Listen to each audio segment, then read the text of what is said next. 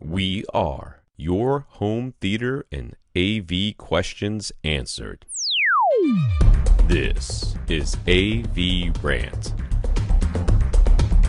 Want your home theater or AV question answered by Tom and Rob? Send it to question@avrant.com. Welcome to another edition of AV Rant. I'm Tom Andrew, and I'm here with Rob H. This is AV Rant. It's your home theater and AV questions answered. I have an exciting story to tell, but I want to let Tom go first because I'm going to make it a whole section of mine. Oh, because it's switched. The stupid switch thing happened. Right. I got a whole story to tell, so I'll let you go first. A whole story. I guess it involves sleeping outside and fending off moose? I can put a time What do you all stamp have in. over there? You have moose? We don't have moose so much in the lower mainland of Vancouver, but there are moose a little, just slightly further north. We got caribou. Could have been a caribou. Yeah. What's the difference? That's the same thing. They're a different species. That's the difference. Well, whatever. Close enough. Tell you what, if one walked up to me and somebody pointed at it and said moose, I'd be like, well, probably. The things you definitely could come across just right in the lower mainland would be coyotes or skunks, or you could have, lots of those in my area. Lots of skunks, lots of coyotes, raccoons. Could have been raccoons. We don't have so many of the large animals. Too. We have skunks here as well, but not nearly as many, I think. I think we have skunks. You don't have to go very far to have bears, though. We have bears that sometimes wander into the residential areas. So we have bears as well. I didn't know we had bears, but we do. Florida, there's a Florida bear. It's native. I didn't realize that. Okay. House hunting continues. Yes. My wife has already gotten to the point where she's like, I think we need to be more targeted. I'm like, she's it's hard. Okay. You know? All right. I don't know where this is going. I don't either. It takes a lot of energy to do house hunting. And for those of you that have ever done it, you're like, oh.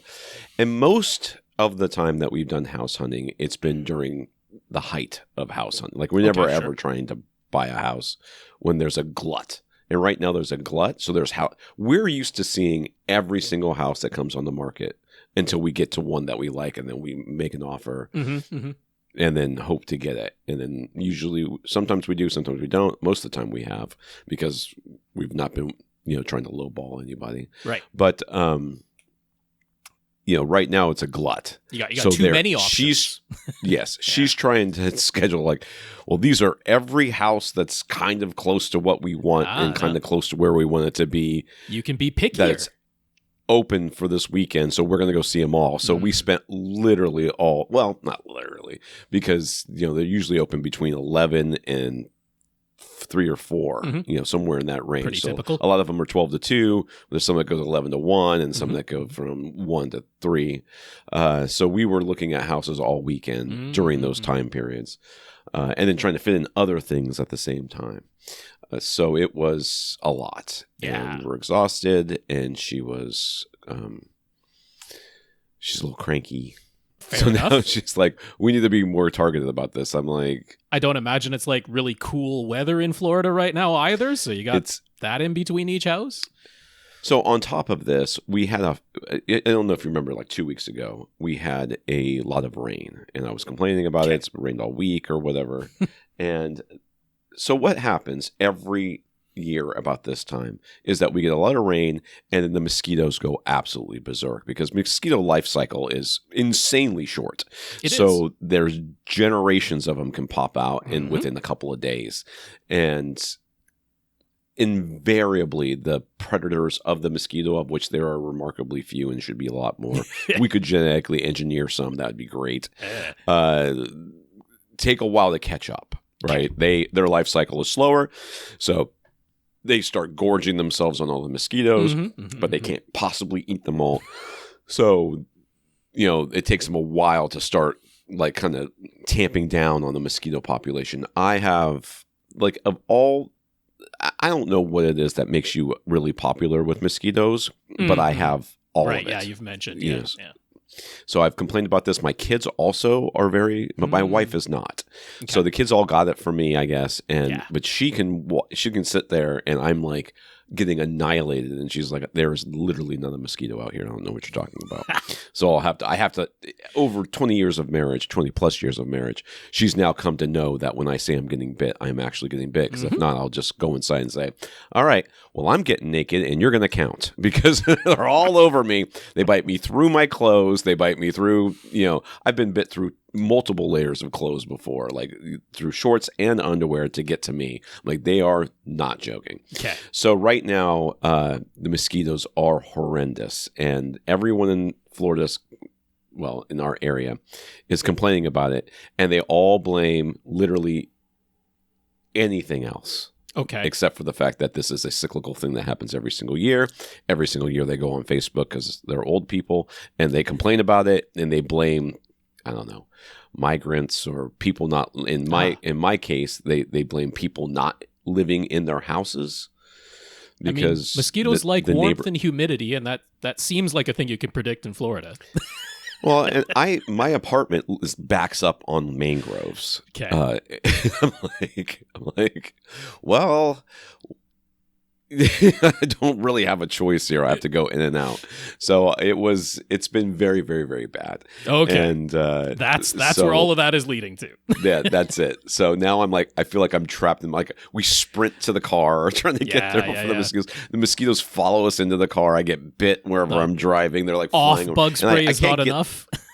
Oh, well, I mean, you can't keep covering yourself with off or whatever DEET or whatever stuff. You just can't. I mean, first of all, you need to go outside to spray the stuff on you, because if not, it's all over your house, and nobody wants that. Yeah. And if you're outside standing there, the mosquitoes are like, yeah, that's not going to... we're Florida mosquitoes. That's not doing anything.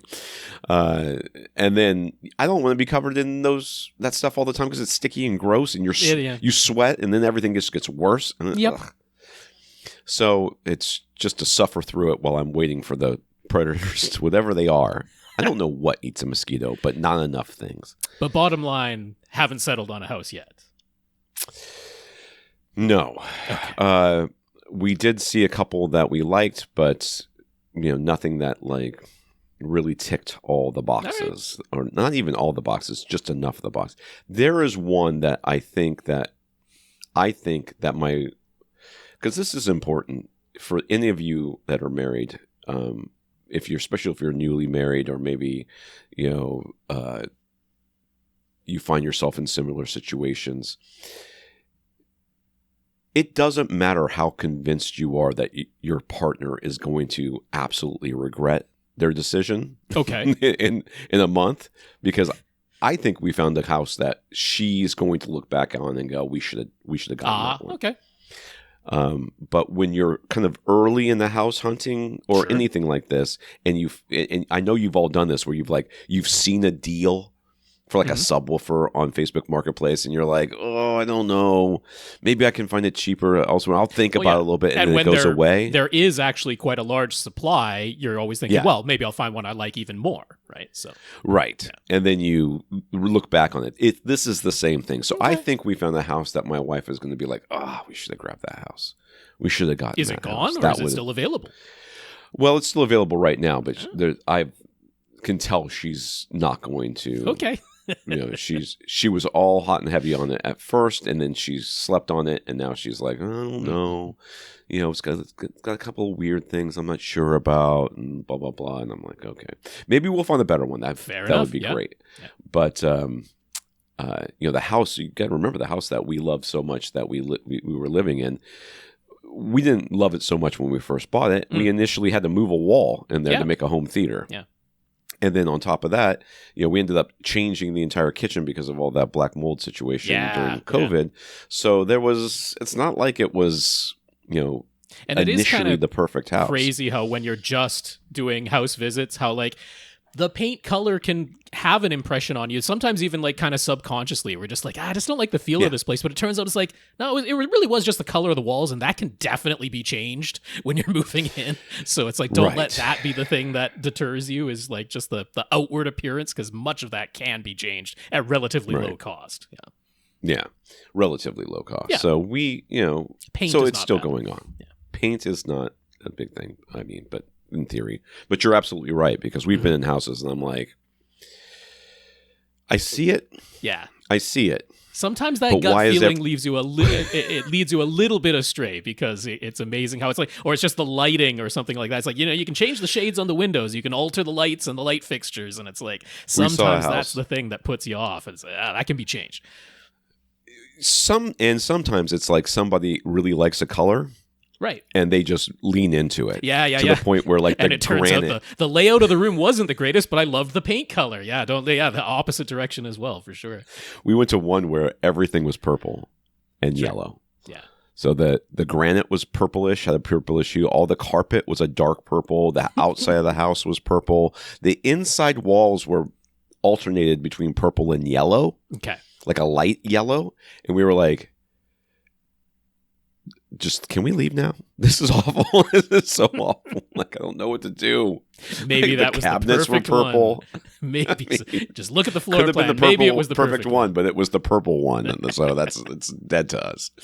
All right, Rob, what did you watch? Oh, no, you can talk about which your Switch thing. I've got to tell the Switch 2 story. So let's not bury the lead, first and foremost. Here is my Switch 2. It is there. Can I power that on? Am I supposed to be looking? Hold on. I don't know. Yep, there Keep it is. Up there. It works. It's actually there. Hooray! My Switch 2 is right there. And then let's put that down. And I'm going to reach over here. And I want to see an N64 controller now. I got a box for one. That'll be my... That cameras are in weird places. Anyway, there's one box. And second box. Yeah, they're both actually there. All right. Hello. Okay, so, yes, that's 3. We can 2. see them, yes. I think. Proof. I've got... Showing the boxes. 3 switches. They're real. So it has all happened. So yes, let's see. The one I pre-ordered from Best Buy, that they actually attempted to deliver on the Thursday, the official launch day, but I was out at work when they dropped by, and that one they wanted me to actually sign for because it's a kind of expensive, possibly easy to steal item that people might be looking out for in demand. So I was happy with that. So they just put it at the drop-off location, and I went and picked that up on the Friday. So that was great. Amazon. All along had said that they're going to deliver it on June the 9th on the Monday, but it actually came on the Sunday, June the 8th, a day early, but late from June 5th, which was the official launch day. But those two arrived with pre-orders, came through, hooray. There was no weird last-minute cancellations or anything like that. And then for my own personal Switch 2, this is my little story. As I mentioned, I was going to line up in person for what was the nationwide Eastern time midnight launch, meaning 9 p.m. over on my West Coast side of things. So Wednesday at 9 p.m., technically a day before official launch day at my local GameStop. Now, it was mainly the ones that were not inside of other buildings like malls. It was the ones that were their own location where you could wait outside all day if you wanted to, that were doing that midnight launch thing. Everyone else was opening up 9 a.m. the next morning. So I went to my local one, which had its own thing. So I got there. I was, as I mentioned before, cat sitting for my sister. So I had to give the little insulin shot in the morning for the diabetic kitty cat, which, by the way, that went very, very smoothly. No problem at all. Put the food dish down, grabbed the scruff of his neck, put the needle in, gave a quick shot, and there was no problem at all. He gave a tiny little flinch, and there was nothing to it. So that I was very pleased, was no problem whatsoever. But after giving the morning shot there, I made my way over. So I got there about 11:30 in the morning. So it was going to be what is that? 8.5 hours? Something like that, whatever. No, 9.5 hours, I guess. Yeah, 9.5 hours of waiting. So there were already 3 people lined up ahead of me. One guy had gotten there about 10 o'clock when the store first opened on that day. The regular opening time is 10. So he was there right as soon as the store opened. He was first in line. And he had actually already pre-ordered, so he didn't really need to line up that early. But unfortunately, they were doing a single line for everybody. If you had pre-ordered, you didn't get to have a second line and go in and be faster. It's just everybody who was either had already pre-ordered. Why would you line up to get a pre-order? I don't understand. It's not like they're going to run out of your pre-order, right? They're not going to run out, afterwards. But if you don't want to wait in the line that had already formed, if you want to be out of there at 9:01 instead of waiting till however long it takes to get through the whole line. Anyway, it was mostly for the fun of it, because he had lined up to pre-order when they were doing in-person pre-orders, and he's just a guy who lines up, and then the other 2 folks were there, and I did... I did Just a notice. guy that lines up. I like He's a how guy he who just lines up. casually said that he's got a little bit of the tism. He's just like, I like to line up. Where's the line? He does. It's part of the fun. And I did notice. So first of all, so I'm only half Caucasian. I'm half Japanese and half Caucasian. But the other three gentlemen were definitely Caucasian, and we were all about the same age. We're all older millennials. So if that says anything about the demographic of who was lining up for Switch 2, on the actual day, that's the target demographic that's going to buy it. Like the kids aren't buying it. It's not that price. Same age, same race, same gender.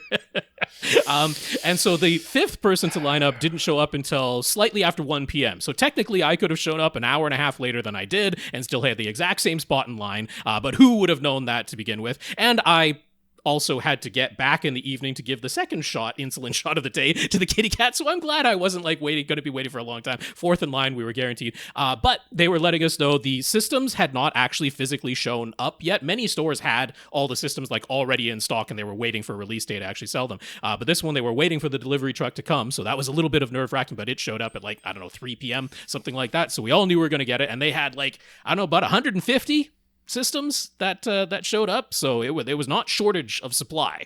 And me being fourth in line, I was very secure that I was going to get one. So yeah, fifth person showed up, sixth person showed up, and we finally had someone who was not a 40-something-year-old white male.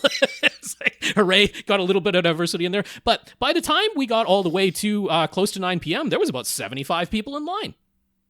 So it was not a teeny tiny line or anything like that. It was stretching all the way down the sidewalk. And given that it was a beautiful day to wait outside because it was like I said, about 21 degrees. So it's perfect weather for just wearing your shirt and shorts. And it was a little bit overcast, so you didn't have the sun directly on you. And there was a little bit of a breeze, and it was beautiful weather. But the thing was we were out there for 9 hours. I got a little bit sunburned. not terrible or anything like that, but it's misleading because you don't feel the temperature of it, and you don't have the sun directly beaming on you. But got the slight little bit of a sunburn waiting out there. So yeah, that all went fantastically well. Really, really happy. And then, yes, I also got from Nintendo on launch day, GameCube controller came in. Woohoo! I love this thing. Being able to play Smash Brothers with this is it makes a world of difference. It's amazing how this controller is perfect for Smash Brothers. Got my Pro controller as well, showing that on YouTube as well. So all set to go. Yes, the analog sticks on this are fantastic. Absolutely love them. But yes, the system itself, just to give a very quick little review, I'm not saying anything that's different from all the gazillion other reviews that are out there, but it is impressive in how what this really feels like is very much a continuation of the Switch. It is absolutely right to call it Switch 2. It's a little bit bigger, it's a little bit faster, it's a little bit nicer, all those things, but it's just everything is just refined. Everything just fits together that little bit more tightly than the original Switch. The screen is that little bit better, it's that little bit clearer, it's definitely bigger, it's that little bit brighter, but it's everything just runs smoother, things load faster. Switch 1 original games just they load faster, they run smoother, the frame rate's a little bit higher without any patches being needed. It's everything just works exactly the way you would kind of hope it would work going to the next system. So it's some people have said it's almost more like a Switch Pro. I don't entirely agree, because there are the games that are Switch 2 exclusive that are not backwards compatible, definitely would not run on a Switch 1. So it's more than just a Switch Pro, but it very much is a Switch 2. It's absolutely a continuation. It feels exactly like a Switch, but just better. Everything is just nicer and smoother and faster and clearer. And it's I like it very, very much. So no regrets whatsoever. Had a fun time. Had a great time chatting and playing some games with the guys who were in line. And it's, it was all a great experience. Hooray. You didn't get the N64 controller thingy though, right? I've got that already for the Switch 1. The N64 controller was out ages ago. Oh, okay. I thought I don't have that with me to show you. No, it was the GameCube. The GameCube controller. I will say, the GameCube controller does not work on the Switch 1. It only works on the Switch 2. But you don't have that. I do have I'm showing it right here. It's right in front of my face. Oh, I can't see it. I'm looking at the questions. Oh, there it is. Yes. Sorry. So yes, that's the one that is brand new and only works with the Switch 2. Even for older games, because you can use this controller for anything. GameCube had the third pokey thing down that in the was middle the N64 there. had the third. The N64 was the Trident. Yeah. I apologize. But that was already out for the Switch 1. And I do have one of those, but I don't have it with me here to show on camera because I didn't think that was important since it's old. Relevant. Yes. All right, let's talk about what we watched. Yeah. I actually watched something this week. You did indeed. And we have a listener to thank for that, I think. That's right. So the story goes, we were my kids were so my youngest is at camp. I told you guys that we dropped him off last weekend. He was going not last weekend, the weekend before that, but whatever. He's going to a Boy Scout camp in North Carolina to be a counselor for 7 weeks. And the first week that he was gone, which was last week, that entire week was training for him. And I think I mentioned a little bit of it last week, but it continued throughout the week. It was a little teary, a little homesick, little phone calls here and there, but it was all training, and there wasn't, it wasn't quite as exciting as having, because he's going to be teaching the robotics merit badge or robotics class or whatever it is. It's got to be a merit badge. This dog's being weird. And so he's going to be doing that all week. But he was learning how to do it, and then they had to do stuff like, safe stuff to make sure that everybody knows how to do CPR or what to do in an emergency, and all the rules and everything else. So that's not very exciting. So I think he was getting a little, he had too much time to think. So by the time the weekend came up, he stopped really contacting us because he got busy, because they were making plans to go into town to go buy stuff, and then they ended up going bowling, and it was when that all happened, then my wife kind of calmed down a little bit about it, because every night she's like staying up extra late waiting to see if he will call, because he calls really pretty late for us, for her 10 p.m. Or a little bit later. So she was kind of calmed down about that, and then we were coming back from, I don't remember where we were coming back from, but we were driving, and we were like in the turn lane to come into the street that has our apartment complex on it, and that turn light takes forever, so everybody checks their phone while they're waiting. And I got an email from a listener named Mark who said, "Hey, Tom, if you're looking for a palate cleanser, lighthearted movie, I recommend Mrs. Harris Goes to Paris," which is a movie that's all about. He didn't really say what it was about, but it was just, hey, it's light, it's uplifting, it's cute, and it's not too heavy. So I just handed my phone to my wife, and said, "Read this email from my listener," and she goes, "Oh, we should watch it." I'm like, "Okay, great." So we got home, and it was getting pretty late by this point, 9 o'clock. I mean, we were old people. And I was like, she's not going to stay up for this whole movie. The movie's almost 2 hours long. There's no chance she's going to stay up till 11. So we found it. I think it was on Peacock. Okay. It was on Netflix for me. Yeah, I don't think it was on Netflix for us. It might have been, but I think it was on Peacock. So we looked it up and we started watching it, and then I got about halfway through and I paused it, and she's like, "What are you doing?" I'm like, "Well, kind of thought this was a good place to stop, because it's clearly a break point in the story. Something different's going to happen, and I thought we would just finish it tomorrow, and because it's getting late." She goes, No, just keep going. So we ended up watching the whole movie that night, which was very really unusual good for her. Congrats. She very much liked it. Okay. It's centers on one character, which is easy for her to follow. So Mrs. Harris is set like right after a war. I think it's. Well, no, I mean, this is 1957, so this is 12, 13 years after World War II type of thing, and that plays into a little bit. Little bit, yes. So she has been holding out hope that her husband's going to come home from the war, and she gets right around the beginning of the movie, she gets notification that's not going to happen. That he is in fact has passed. And she's a house cleaner, and it's kind of dreary, London-y sort of environment that she's in. And she goes and cleans, and people are kind of taking advantage of her a little bit because she's super sweet. And she sees this dress that's just like it changes her whole life. She blows her mind. It's this beautiful dress, most beautiful thing she's ever seen. She can't help but touch it and everything. And she finds out it's a Christian Dior dress. That's right. From Paris. So she decides that she's going to go to Paris to go buy herself a Dior dress. That's what she's going to do. She's going to get herself a Dior dress. She just can't it's like her dream. That's right. So she starts saving up her money and everything else. And the whole story revolves around her getting her money and then getting to Paris and trying to get the dress. And of course, she's this, cleaning lady from England, and Dior at this time is custom only for the richest people in the world. One off, literally one off. Yeah.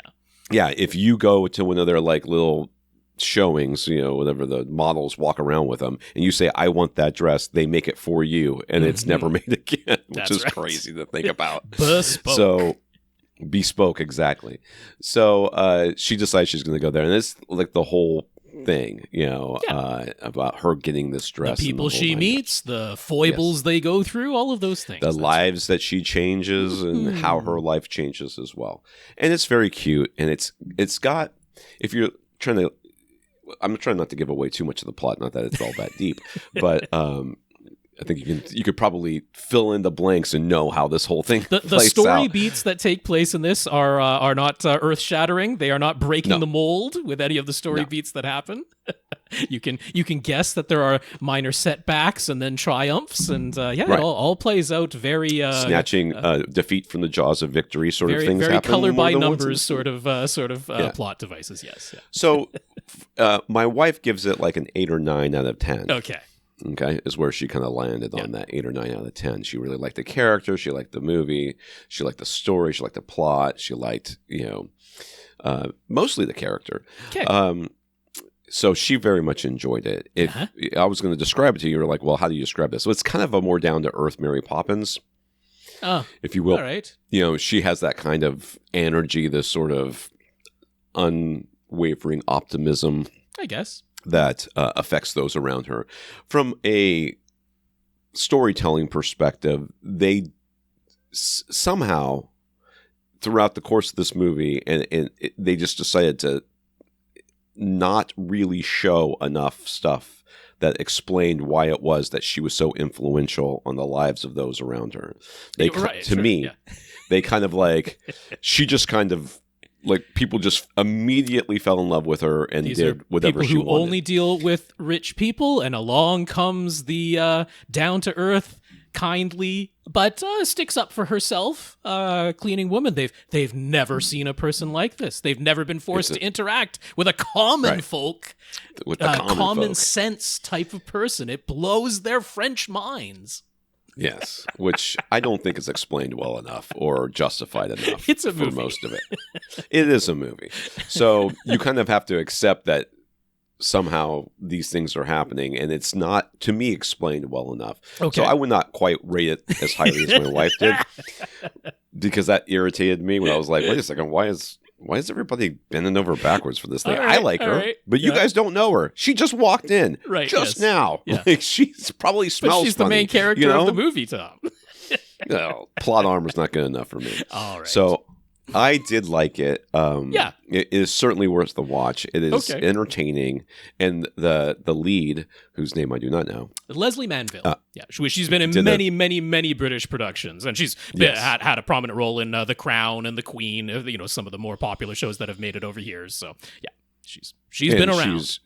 She's great, and all the performances for the most part are great. And I was like, that guy's from The Matrix. You got Lambert Wilson, you got the Merovingian from The Matrix in there, being very, very. This guy's from. This guy was the Malfoy's dad in Harry Potter. You got Jason Isaacs in there. Yep. So my wife was like, "Oh my god! Great. Oh yeah, I recognize him now." It's hilarious. So, anyways, Rob, what did you watch? Well, I also watched Mrs. Harris Goes to Paris, in case you didn't pick that up from all the context clues, and that was thanks to Mark. And I saw that on Saturday afternoon. I was like, you know what? I bet my parents would enjoy that movie, and I was going over to see my parents for Saturday evening. So I'm like, yeah, let's watch that movie together. And my parents absolutely loved this movie, so it was a very good pick. And thank you, Mark, for picking it up, because I didn't really know about this movie at all, and it's not brand new. It's from 2022. But like I say, it was on Netflix. I've still got the remainder of my 1 month Netflix subscription that I put in there to watch Emily Perez there last week. So or Amelia Perez, rather. Sorry, I got the name wrong. So anyway, I figured, might as well make use of it. Watch something else on Netflix while I've still paid for the month in advance. My take on this is I'm not going to hold anything against this movie because it's not meant to be like, let's analyze this movie and get super deep. It's meant to be a little bit of fun fluff. And so I'm like, okay, it's a little bit of fun fluff. Well, I mean, it's got its, sadness in it then in there. It's got its bittersweetness to it. Absolutely. But yeah, it's meant to be just a pretty light time, and I'm going to take it that way, and in that way, I enjoyed it. I could level a ton of criticisms at this movie if I wanted to. It's not like if you wanted to try and poke holes in it and find reasons to hate this movie that you couldn't. I sort of consider this movie a much less ambitious, much less creative Forrest Gump, because it had that kind of a thing to it, which is like, okay, how come all of these educated, super wealthy, upper crust people can't think of any of these ideas? It's like it takes this non-educated, non-wealthy person to come in and completely alter their lives with her homespun, down-to-earth advice that she gives. It's definitely a little bit of that, and it went at moments a little bit overboard with the whole these two men who actually came up with a really good idea of how to save the Dior company. And like they can't handle things. It's like only the woman who's already been there actually running the business and had run it into the ground and was preparing to fire everyone. Only she can continue to run this company. And I was like, I'm not quite sure. Like, I'm not quite sure that's really accurate. Is there no chance she's actually going to be like continue to be overbearing and run this company into the ground again if she stays on? But we had to do the whole thing of she was the mean person throughout this entire movie, and she has to have her redemption, which is well, that's the whole Mary Poppins thing too. That's right. Where she goes and gets the dad to not be such a horrible. Except that one totally worked. That Mary Poppins. Well, exactly. That's what I'm saying. The justifications in this movie are the big problem. This didn't quite seem earned. The redemption of Colbert didn't quite seem so earned. Also, so some people are mean to Mrs. Harris, and the ones who are mean are like very, very mean and completely dismiss her, and only one of them gets a little bit of redemption. But like the people who are nice to her are incredibly nice to her. Like, come stay with me. Don't worry, I'll cover your job for an entire week. It's like no problem with it. All these things that went wrong. Oh, you lost all your money. That's okay. We'll give it all back to you. Like the people who are nice to her are insanely nice to her. And they could have. It doesn't take much to justify some of these things too. If you if you just at the very beginning, when she meets the mean lady, if we see beforehand how mean she is to everybody else around her and everybody hates her, right? Then they could look at this lady that they know is going to antagonize her, right. We're doing this just to piss you off, and then they fall in love with her. Suddenly it all makes more sense. Sure. Like, it doesn't take much. And I really feel like you're saying, and this happens too often in movies, that they're like, this is a trope, therefore we don't have to explain it, and people will just go along with it because it's a trope. Yeah. And I'm, to a certain extent, I will go on that journey with you, but you just have to give me a little bit. Like, you just have to pay some lip service to it so that I'm like, well, okay, they didn't really totally explain it. Honestly, when she first arrives at Dior for that showing, like, with the way things, like precisely the way things went down on screen, with precisely the way that Mrs. Harris behaved and the things that she said, she should have been removed from that building. She should have, and that would have been the end of the movie. So obviously that's not what happened. She was only really justified. The only relationship that was really justified was the model Natasha, Natasha, who she helped with her purse, and that's how she kind of got in the first place. She's the only one that was like, well, I'm being nice to you because you saved me. You saved my. But it was quite a ways later until they met up again, and then they never stopped meeting, which was also the funny thing. We're in all of Paris, and boy, those two kept bumping into each other. We just keep running into each other. Jeez. There's nobody else on the streets in Paris, by the way, in case you're wondering. There's only like 7 people who live here. But all of this criticism and little bit of poking fun that we're doing, don't let that put you off of watching this movie, because absolutely all of it sloughs off super, super easily because it is a fun and enjoyable watch. And if nothing else, you're just following on with the main character, and she is very likable and we're on her side. And is it ridiculous that this cleaning woman is attempting to buy what in today's dollars would be 15,000 British pounds? We're talking like a $35,000 dress, which is, of course, way, way out of her price tag and kind of ridiculous for almost anybody to be spending that much on a dress. But that all of it I feel is okay, because there is all of this, the sadness over her husband and everything, and just the sadness of her general sort of life, and that is like, it brings her back to life. This whole, like, the trip is what matters in this. The Yes. going to Paris and the experience is what matters in this. The dress is what motivates her to do it, but the experience is what matters in this, and that works. That totally works for me. I had zero problem with that, and it's like, sometimes, you know what, you gotta overspend a little bit to bring yourself back to life, and that's fair enough. So yeah, all of that is fine. Like somebody buying 3 Switches, maybe. That's right. It's not the all same. for me. You're Mrs. Harris. I could be. The other thing that irritated me was that there was like a magical component to the beginning of the movie. It's like all these, these magical things were happening to her. The coincidences, sure. And then she's like, and then after that, they're like, well, now she's going to Paris, so it's fine. We don't have to do that anymore. Right. There's no more magic. She used up all her good luck. Now everything else is on her. Don't let us steer you away from this. See how much we're smiling and laughing at it, because it is an enjoyable time. So she is great. Yeah, I'd watch it again. Yeah, there you go.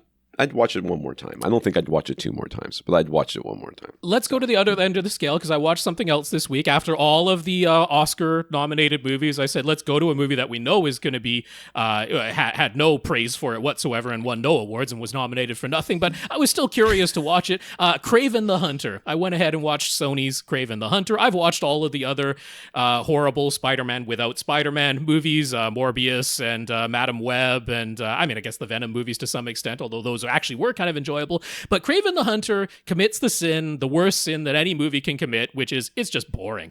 There is nothing to this movie. It's not the tiniest bit funny. It takes itself very seriously, but not like so overly seriously the way Madam Web did that you can still have some fun laughing at it. This is just a complete nothing of a movie. I barely need to say more than that. Aaron Taylor Johnson, who has now played 3 separate superhero movies in the Marvel Universe, but he is here as Kraven the Hunter. This guy has not eaten a carb in 15 years. He has not drank any water. He is there flexing every ab muscle at every opportunity, and good on him, because he's the only somewhat watchable thing of this movie, but he's given nothing to say. The special effects, again, they're not bad enough to outright laugh at them, but they're not good. When it turns into the digital double or when it's doing the wire work, it's like none of that looks the least bit believable, but at the same time, it's not so bad that it's like Sharknado bad and you can have a fun time watching how awful it is. It's just that horrible middle of the road, not good, not bad, just that was the entire movie. So yeah, there you go. Russell Crowe is in here, cashing a paycheck. Ostensibly, the Rhino is like the main guy that he's fighting, but they only kind of clash at the very, very end. And the effects on the Rhino didn't look bad. The special effects on him looked okay. I don't know. There's nothing else to say. Don't watch Kraven the Hunter. It's inconsequential. It means nothing. And it's just boring and it's completely out of my mind. I literally finished watching it this morning and I've already forgotten it. So there you go. If I hadn't written it down, I wouldn't even remember the title. It's just not good. I think that, like you said, there's no greater sin than being boring. But right. I think there's no greater sin for me in a movie that as you're watching it, you're like, oh my God, when is this going to be over? It's not just boring. It feels like it's sucking time away from you. A little bit. This one almost even doesn't do that. This is so inconsequential that you can get on with the rest of your day while it's still playing. Madam Web is a worse movie than Kraven the Hunter. Kraven the Hunter, if you just read the script through, some of the dialogue is pretty bad, but if you just read the script through, it's not bad in the sense of it's completely illogical or nothing ties together or it's just so middle. Madam Web is a worse movie, but you have a little bit of fun with that one because it's so bad you can kind of laugh at it and then remember it and have a fun time with it. I'm just so curious as to what's going on over at Sony with these movies. Well, and the whole I'm wondering how these things happen. It seems like accidentally they should have made a good one. Well, Venom. Just Venom was pretty enjoyable. No, this whole taking all of the Spider-Men's villains and turning them all into anti-heroes, because that's what they do all, and that's what they do with Kraven here. Kraven the Hunter, he ends up hunting Spider-Man because he's hunted every other major creature on Earth, and he's conquered them all, and he's like, now I have to go after the only thing I haven't conquered, which is Spider-Man. And that was the story in the comic books, is that's what he's going after. Kraven the Hunter here is raw animals. He's never hunts an animal. The only thing he hunts is men. And it is rated R. They're cussing up a storm and there's blood, but it's like, but if you're going to do it, like, let's go a little overboard with it. And they didn't do that. It's like, there's a little bit of blood spray, but not enough. It's like, well, it's too much for a PG-13, but not enough for an R. But it got the R rating anyway because it's too much for a PG-13. I'm like, let's do it. Let's go for it. Like, do anything. Movie, do anything. And everything's just middle. Every decision I hear about these movies, because I've seen so few of them, every decision I've heard, or thing that has been told to me about it, it smacks of somebody who knows the comic book, says the comic book thing, and then somebody in a suit looks back at them and says, "Ooh, but animals are pretty popular, so we can't hunt animals. Right? Yes. We'll just have them hunt people instead and love animals." And the comic book person just was like, "Well, yeah, I quit." Walks out. The movie gets made anyways. The one little fun bit of this where I laughed at, I mean, it was not intended to be a laugh out loud moment, but I was looking for anything. The mother passed away before this movie even begins, so it's just the two sons, the other son being the chameleon. So it's Kraven and the chameleon, and then their father, Russell Crowe, playing the father. So the mother's passed away beforehand, and it's like, you get to this scene where it's Kraven and Calypso, and he's bringing her to his hideout for the first time. And he's like, this hideout, it's all I have left of my mother. Just acres and acres and acres of land and everything that we remember from her from childhood. It's all I have left. I was just like... I was like, your mom left you a heck of a lot there, Kraven. Like, when most people say this is all I have left of my mother, it's like one keepsake, right? They have like one they have one photograph. This is all I have left of my mother, and it makes sense. When you say all I have left of my mother, and it's like a wildlife sanctuary, I'm like, that's all. I mean, true, she's not around. You miss I get what you're saying. You miss your mother. That's fair enough. You're allowed to miss your mother no matter how wealthy you are and no matter how much land she's left. You're allowed to miss your mother. But saying this is all I have left of her, a gigantic sanctuary that the rest of the world doesn't know about. Also, the other fun part, he's got this pilot who is available at any time, flies him into situations that no other pilot could possibly get into or out of. And like, he does say her name at one point. I've forgotten that name because he only says it once. That character is not a character. It's a voice, and the plane shows up. But I'm like, I would much rather have a movie about this pilot. She seems hella competent and interesting.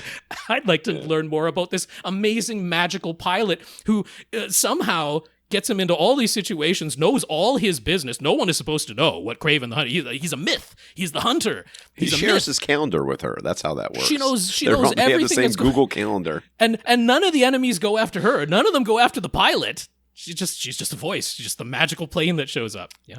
It's the same plane that drops people off in those Call of Duty games, whatever they're called. The player, what is it? What's the one where you always jump off the plane? There's Fortnite, but the one before that was, I don't know. Anyways, okay. You guys know what I'm talking about. It's the stupid one that was for a long time open. No, was it like in beta or alpha or whatever, and people were going crazy for it. Anyways, all right. AVRant podcast that answers your home theater and AV questions. Get your questions answered. All you have to do is ask. You ask by emailing us a question at avrant.com. Go to the website, find our shows, show notes, Flickr albums to follow along with the pictures that we'll be referring to, as well as any links to articles and products that we will mention. You can find us on facebook.com/AVRant podcast, youtube.com/AVRant, where you can see our live recording sessions. You can contact Rob directly, rob@avrant.com. His socials is @FirstReflect. I'm Tom at avrant.com. Mm-hmm. We want to thank our listeners of the week. To become a listener of the week, support the podcast in some way. One of the ways you can do that is going to avrant.com, click on the Buy Us a Cup of Coffee link, which will take you to a PayPal donation site, or you can do patreon.com/avrant podcast for a monthly contribution to the podcast, where you become a subscriber. Every month they'll take some money from you and give most of it to us. Right now we have 131 patrons. We want to thank each and every one of you. That is for sure. That is, again, patreon.com/AVRant podcast if you'd like to sign up to make an automatic monthly donation. So a big thank you to our 131 patrons over there. We also got some notes of gratitude for keeping the podcast going from Leighton, who says he's been listening to our podcast all along, but when he checked us out on YouTube, he noticed the changes in our appearances.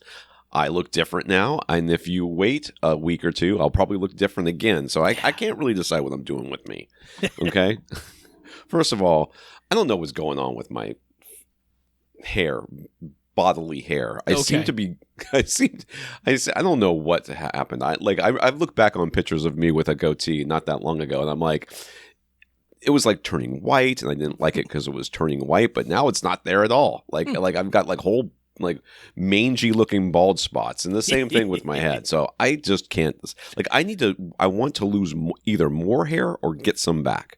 I don't care which one happens, but I just need that to be. Make the decision for you. Yes, somebody needs to make that decision. It needs to commit, like these movies need to commit to being either bad or good. I've just gotten fatter and older, so nothing surprising there. Haven't changed much beyond that. I don't think you've changed hardly at all. I don't think you've gotten fatter. I think I'm still pretty recognizable. If you saw me 6 years ago and saw me today, you'd be like, okay, he's slightly older, but that's still the same guy overall, I think. Yeah. Henry, who declares that the agonizing about a kaleidoscope is over, he's holding off for now, and that decision is final. For this week. We'll see what happens next week. Vince wrote Rob to say he hopes everything went well with getting his Switch 2s, which it did. He can also report that the forest fire smoke from Canada has made its way down to Indiana, just like I did a couple of years ago. Oops, sorry. And I hope you're paying the tariffs, because that's Canadian lumber coming across the border there. That's Canadian lumber. You got to be sending some checks to your government there.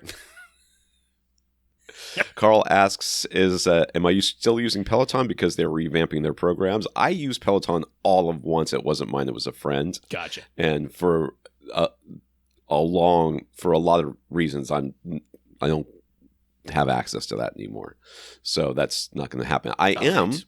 Not that that matters to anybody here. I started doing yoga with my wife last week, so we're going weekly to yoga, and it's in hopes that I will no longer have back issues, because I've finished my physical therapy, and they said you should start doing yoga. I don't want to because I hate it, but I'm doing it anyways. It can help. Luke thanks us for our service and hopes we're both doing well, especially Tom with his unending traumas. I can get stuffed apparently, but you know. No, he did say both. First of all, he did say both. They're not unending. And second of all, I'm Gen X. We're real good at compartmentalizing. So we're just going to put that away and deal with it later. When's later? Some unexpected moment when it all comes rushing out. Sasi and David. So we got thanks from Leighton, Henry, Vince, Karl, Luke, Sasi, and David. Thank you for thanking us. Yeah, and I'll say the names one more time. We got Leighton, Henry, Vince, Karl, Luke, Sasi, and David. Thank you very much for the notes of gratitude and encouragement. We really appreciate them. And a big, big thank you to everybody who continues to listen and send in your questions. In the news, Warner Brothers Discovery has announced that by mid-2026, they will be splitting into two distinct and optimized companies. The final names have not been decided, but for now they're describing one as streaming and studios, and the other as global networks. As you'll hear in a moment, though, those names are a little misleading. So the plan is, this is what I'm saying, not anybody else. The plan is to make one our tax write-off, because that's what David Zaslav does. If only there were two company names that you could split apart here somehow. If only. If only there had been two companies previously mashed together that you could then split back apart. So the plan is David Zaslav will stay on as the president and CEO of Streaming and Studios Company. God, I hate that guy. I really do. I really, if I could figure out who at Sony screwing up all the Marvel movies, I would hate them as much as I hate this guy. But this guy I really don't like him. I'm sorry. And I'm sure he's very successful. And I bet if I met him, I'd be like, he's got more money than either of us combined. That is quite handily the case. That is not even close to true. He's got today he has more magnitude more money than, or a number of order of magnitudes more money than us combined. I think in a year he makes more money than I have ever made. No, in about a week. In about a week, he has more money than our lifetimes combined. So yeah, that's right. He's doing okay that way. He's doing fine. Anyways, he will be in charge of Warner Brothers Television, Warner Brothers Motion Pictures, DC Studios, HBO, and HBO Max. They plan to take on a $17.5 billion short-term loan to cover the costs of the split. How does it cost this much to split? Is it just to make new logos and stuff? I don't understand. But anyways. And then Warner Brothers Discovery's current CFO, Gunnar Weidenfels, will become the president and CEO of the Global Networks Company, and he'll be in charge Is it going to be called Global Networks? No. Like I said, the names haven't been determined yet, but right now they're just being referred to as the Streaming and Studios and the Global Networks. Okay. He'll be in charge of CNN, Bleacher Report, TNT Sports, Discovery TV, and other sports and news channels, and Discovery Plus streaming. Yeah, all of a sudden Discovery Plus coming back, streaming form, and it's not part of the Streaming and Studios. It's part of the Global Networks. So, what? The companies that make money, David Zaslav gets to keep charge of, and then he's sending his current CFO off to take charge of the companies that don't make money. That's what's happening. It's a very clear split. So that streaming's in studio description. That doesn't include Discovery Plus. The Global Network company will receive a 20% stake in the streaming's in studio company, but it'll also take on the majority of Warner Brothers Discovery's current $37 billion debt. That's right. Oh, God. Just being set up for success, isn't it? So there's going to be one company that's going to be called Warner Brothers Discovery again, and the other company is going to be called Sacrificial Lamb. Pretty close. Just gonna... So Zaslav's comment is that the Warner Brothers and Discovery merger from 2022 has been challenging at times, but the splitting of the company will provide strategic flexibility to compete most effectively in today's evolving media landscape. Oh my God. So he successfully made the switch because David Zaslav is the one who is running Discovery Networks, everything Discovery. He was the one running it. He has successfully moved himself over lock, stock, and barrel to everything that was Warner Brothers and HBO. He's just taking all of that and just ridding himself, like, personally as a business person, of all the debt that he took on from Warner Brothers and the Discovery Network. That all gets sloughed off into a separate company. He sends his CFO over there to take charge of that, and he's just like, I just took all the money and got rid of all the debt. It sounds like a great deal for David Zaslav. So at the beginning of COVID, my wife had a job at a consulting firm, and that firm got bought or whatever. That happens all the time. And she was in a very good group, and they were all very successful, and things were going very well. And then when they got bought, they reorganized. And when they reorganized, they took a bunch of very successful established people and a bunch of very cheap brand new hires and put them in one group. And they took everybody else who was kind of mid-level, been around for a while, but wasn't necessarily the biggest money earners for the company, and put them all into a second group. And that second group included my wife. And my wife looked around and went, oh, they firing us. It's only a matter of time before this group. Like, the group didn't make any sense. Right. Like, it just, the manager wasn't in the same office as them. You know what I mean? It just didn't make any sense. So my wife went and got a job with the city. She made some introductions to other people in that group with other people outside of the company, which forwarded their careers. And that group eventually did get, as far as I know, they got either reabsorbed or liquidated, gotten rid of. So this is exactly that. Seems exactly like, from the outside. I mean, we don't want to get sued over here and make claims that we can't say for sure, but all appearances are. Yes. From our, let's say, uneducated external view, this looks very clearly like David Zaslav is trying to get, like, if you got the letter that you're on that other team, right, you should be going on LinkedIn today. We're the streaming and studios, just not including Discovery Plus streaming. Somehow that's in the Global Network section. So Apple held their annual Worldwide Developers Conference. We're not really the place to dig into all that, but there was a tidbit of interesting Apple TV 4K news. I didn't even know they did this. This is how out of touch I am right now. Aside from the new liquid glass user interface that is coming to all of Apple's 2026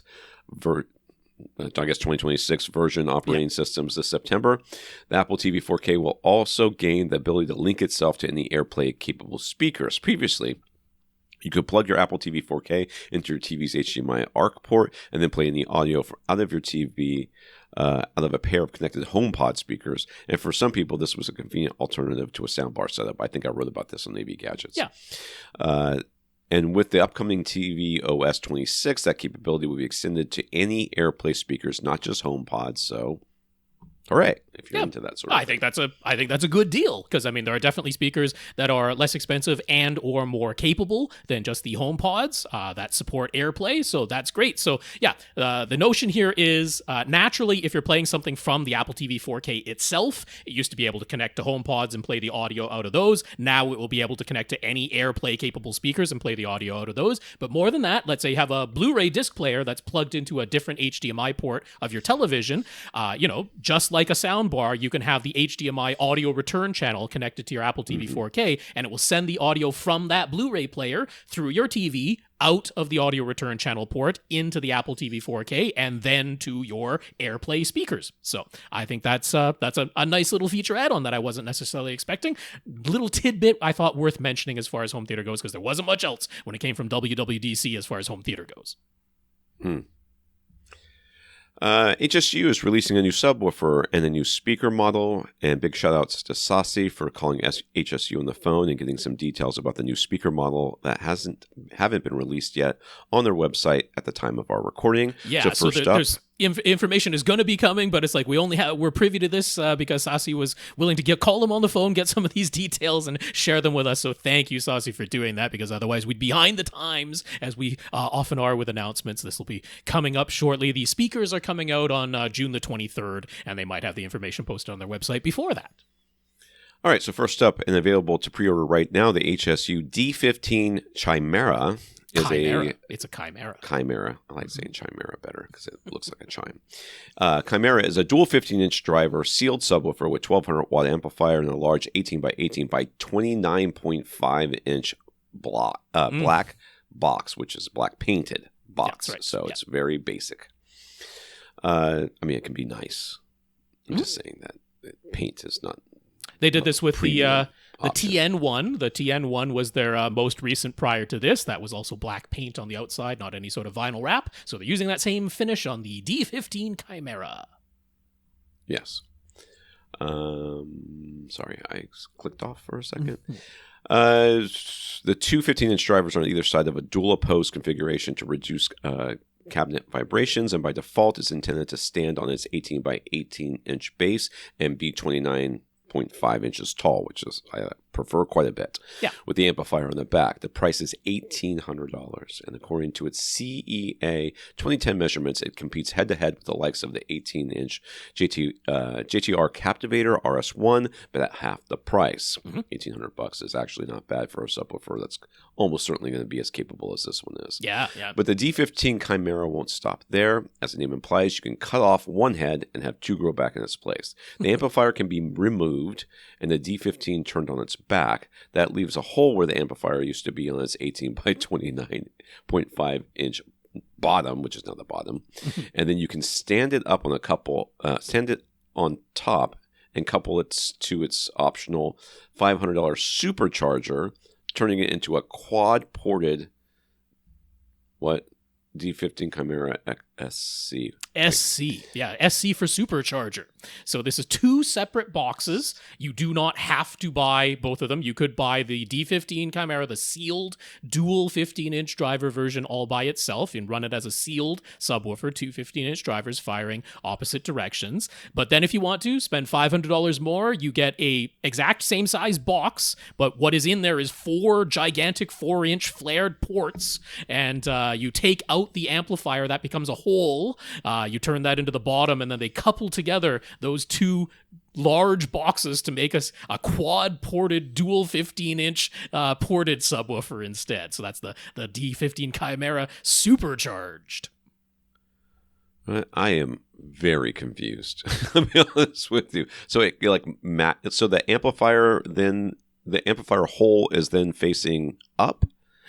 So there's the original amplifier hole, which was originally on the back of the sealed D15. Right. That is now just a rectangular hole in that, and you turn that whole cabinet on its side so that that amplifier hole is on the bottom of that now. There's a matching hole on the top of the supercharger, so those two holes couple together so that now it's become a ported enclosure. Oh, so the supercharger goes underneath. That's right. Yeah. And now there's another rectangular hole on the back of the supercharger where you install the amplifier.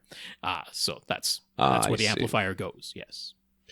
And then I guess somehow this has got some sort of gasket or something to keep the... That's right, yeah. Air going all the way through. Yeah. Okay. That's interesting. It's a big boy now. All right, I have to scroll down. So now standing 37 inches tall, 18 inches wide, and 29.5 inches deep, the 1200-watt amplifier gets mounted onto the back of the supercharger, and the whole thing rivals a JTR Captivator 2400 ULF in terms of CEA 2010 measurements. Again, at about half the price, it measures genuinely flat down to 15 hertz, which doesn't matter. It matters to the output, but whatever. Pre-orders are only for the full D15-Chimera SC combo, priced at $2150. Regular price for the full combo expected to be $2,200. So you're saving a whopping $50. $100. So $100 discount. Oh, you're spending $50 on the pre-order. Yes, that's right. On the pre-order, yes. So a $100 discount versus buying the D15 and adding on the supercharger later, which would be $2,300. Yeah. So the new HSU. Okay, well, so that's into that. Yeah. Yes. So who needs this? Somebody with a massive room. Yes. That's basically it. You're like, ooh, I could put this in, and then I could play down to 15 hertz evenly. Yeah. But price-wise, this is a good deal. This is beating the monolith dual 15-inch one in terms of price. Pretty similar in size, but it's beating that one in terms of price. It's beating Rhythmic's dual 18, I think is what they got. It's, beating JTR in terms of price, and output capabilities are very, very similar to all of those. So HSU once again coming in as the value proposition for a whole lot of output in a very big box and a very plain black box, but lots of value there. Money bang for buck. Yes, definitely. Yeah. The new HSU speaker model is the MFL-6 multifunction loudspeaker with a 6.5-inch woofer, priced at under $300 each. So $299.99 probably. We don't know. The MFL-6 is the intended replacement for the discontinued HB1, HC1, and former in-wall speakers. The MFL-6 is wall mountable. It includes keyhole mounts on the back that allow you to mount it with the tweeter on top, tweeter on bottom, or horizontally. Standing vertically with the tweeter on top, the port is on the bottom, and feet are intended to give the port some clearance. Lying on its side, as a center, the feet can be removed and the holes covered, with the port now firing out the side. The front face is at a 30-degree angle, so it is already towed in if you wall mount it or ceiling mount it. And as a center is already tiled either up or down. So the angle is horizontal, is on the left or right side. So it is a wedge shape, but it's just like shaved off on one side type of wedge. So it's always going to be angling its drivers about a 30-degree angle, no matter what way you orient it. But this way you can have it as your left-right, and it's already, towed in. If you were wall mounting it, if it's a center below your screen, then it's already tilted up. If you're mounting it up close to your ceiling, then it is already angled down at you as an overhead effect speaker. Right. So you would have to have it on its side what is essentially its side, if you were to mount it up high. That's right. Or as a surround speaker. It's got the keyhole mounts already in the back to accommodate any of those orientations. Okay. The tweeter is mounted in a constant directivity horn waveguide, and it retains HSU's high sensitivity and power handling for louder output capabilities than you might expect from its size. Extension is down minus 3 dB at 55 hertz, and they designed it to have wider and more even dispersion than the discontinued HB1 speakers. Interesting. Yeah. So it's one speaker model to do it all. I wonder if people are going to understand this, though. Mm-hmm. You know what I mean? I wonder if people are going to understand this. Some people, I don't know if they're going to understand it. It'll be interesting to see how they react to it, because I know a lot of people, not a lot, but if they're Redditors, they will have tried to place their speakers directly at 90 degrees, to their sides for surround speakers, and now, which orientation do you put the speaker in, because it's angled no matter what you do. You're going to want them a little bit behind you, and then the angle will make sense. Or somebody's going to... Let me suggest that they build or they sell a adapter that allows you to add to the keyholes in the back another keyhole that straightens the whole thing out so it's now straight. Comments. Correction. David, Rob mentioned doing simple 1-1 disk backups and make MKV for Plex, but that isn't actually the case, is it? He'd be happy if it were, but Plex still requires actual MKV versions, not just the full 1-to-1 disk folders, unfortunately. Yes, that is correct, David. I am sorry to disappoint. I was thinking of Zidu. The Zidu systems that can play back the just full 1-to-1, the entire disk in a folder. Zidu can do that. And, going back to Henry, who was we were making all these remarks for in regards to those things, Zidu is another option there, especially as an alternative to Kaleidoscape. But this does obviously still require having the disks and backing them up yourself, or playing other files that you have procured in other means, whatever that might be. But yes, I was incorrect about that. I misspoke. For Plex, you do still need the MKV files, but for Zidu, you can play full 1-to-1 folder backups if you want to, but then you don't have the ability to stream it remotely the way Plex makes so easy. If you're out of the house, but your Plex server is still on and connected to the internet, you can stream to remote locations much more easily in Plex. Zidu doesn't really have that capability. All right, let's get to the questions here. We have to continue with Ryan from last week. Ryan, part 2. Part 2 for Ryan. So currently, if Ryan is listening in his main seating position, the bass sounds okay, but if he goes and stands up next to the door in the room, which is in the right rear corner, there is a huge bass peak, and he likes that. How does he get the bass to sound like that in his seating position? Does he simply need to put a subwoofer in that corner and block the door? So I'll be honest, I don't remember anything about Ryan's room. So is it first of all, is it enclosed? It sounds like it. Yeah, he was mentioning it is. He's just got this one door into the room, and if he happens to stand by the door, he gets this huge bass peak, and that he enjoys that. Which we wouldn't fall into that category. We don't necessarily like the resonant peak that's going on there. But unfortunately, it's not quite as simple as if I just put a subwoofer where I hear the peaky sound and then sit in my regular seat, that I'll get that reciprocal relationship. You actually have three things involved in here right now. You have the position of your subwoofer where it is in the room right now. Then you have your seating position, and then you have this spot by the door. And what you're getting is the response by the door that is created by the subwoofer where it is in the room right now. So if you moved the subwoofer from where it is right now to in front of the door, and then you went and sat where your subwoofer is positioned right now, not where your seat is right now, but where your subwoofer is positioned right now, then you should still be hearing a big old bass peak where your subwoofer is right now if you moved it over to in front of the door. That is the reciprocal relationship there. You're getting the sound from where the subwoofer is right now when you go and stand by the door. So like we're saying, we wouldn't necessarily want to have that crazy resonant peak going on, but I think what you're enjoying when you're there is just like, okay, I'm getting a whole lot more tactile sensation. I'm getting, obviously just louder. So really what you would want for at your seat is... we're going to be getting into this in the whole dual subwoofer setup that he's going to get into.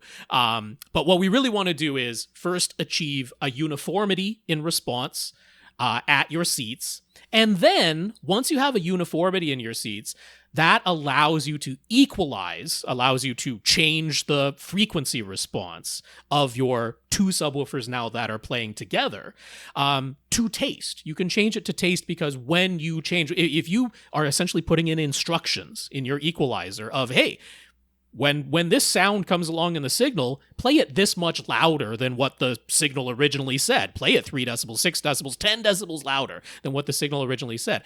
If you've achieved a nice uniform response at your seats with no gigantic dips in the response that are due to cancellations, you can do that in the equalizer and get the response that you want. So, that answers that part. We're going to be doing a whole deep dive on the next question here. Right. And then just as an explanation there, maybe something to kind of bring that home as a comparison.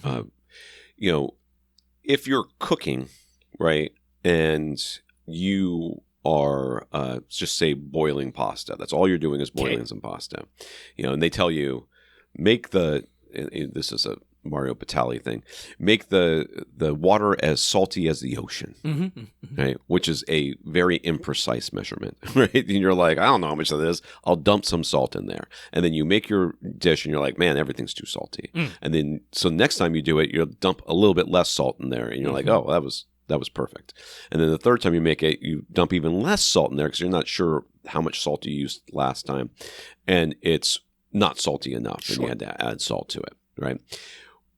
If you are if we're thinking about subwoofers in the same way, you don't just need to know how much salt you like to taste. Okay. You need to know what the ratio is of salt to water. Right. And that way you can adjust everything perfectly. You're like, I know that I'm putting this much water in every time because we never talked about the amount of water that was in there. What if you use a bigger pot next time? If you put in the exact same amount of salt, not going to be the same saltiness. So you saying, I like this much bass, I like the bass that's over here, you don't really know what it is about other than being loud, which we can fix in a lot of different ways. Is there something specific about that bass that you like that is making it enjoyable to you? Comparison of how it sounds in that corner in front of the door versus how it sounds at your seat. It's very possible that right now, just with the way things are, we haven't helped you change your system yet, that at your seat there is a null, there is a dip in the response at a particular bass note that is frequently used or something like that. And you're like, but if I go stand by the door, that same bass note is like crazy loud and it's not anywhere near that loud in my seat. So that could absolutely be the case. Yeah. So getting an even response at your seat means that, okay, you are now starting with, I know how much water, how much salt there is, I know what the ratios are, and if I want to adjust, it, I can do it in a number of ways. I can add more water to make it less salty. I can add less salt to make it less salty. I can do the inverse if I really want to. So, onto his next question. So this is the full subwoofer setup procedure, as he understands it. Dual subwoofer setup procedure. Dual subwoofer, yes. There's the list. Here's the list of instructions that he has understood. Okay. Position your speakers and subs, then run Odyssey, all 8 measurements. After it's done, manually set all speakers to small. Then check the crossover frequencies, and if any are set lower than 80, raise those to 80. If any are set higher than 80, leave those alone. Now double check your trim levels with an SPL meter. All speakers should measure 75 dB at your seat. Both subs should also measure 75 dB, but it's okay to raise the subwoofers if you like louder bass.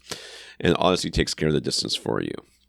If there's anything he needs to change about the procedure, what should he be doing instead? I would not double check your trim levels to start with. And, although nothing he said there is like overtly wrong. No. But I would say it's a little bit incomplete for an optimized setup. Yeah. Yes.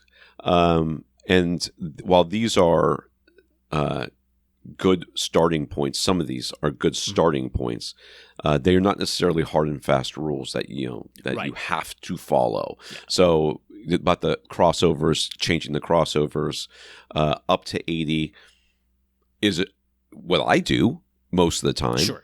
But there are certainly cases where setting it up to 80 or even setting it only at 80 and not maybe even higher isn't the right thing to do. So Rob's going to talk a little bit about that.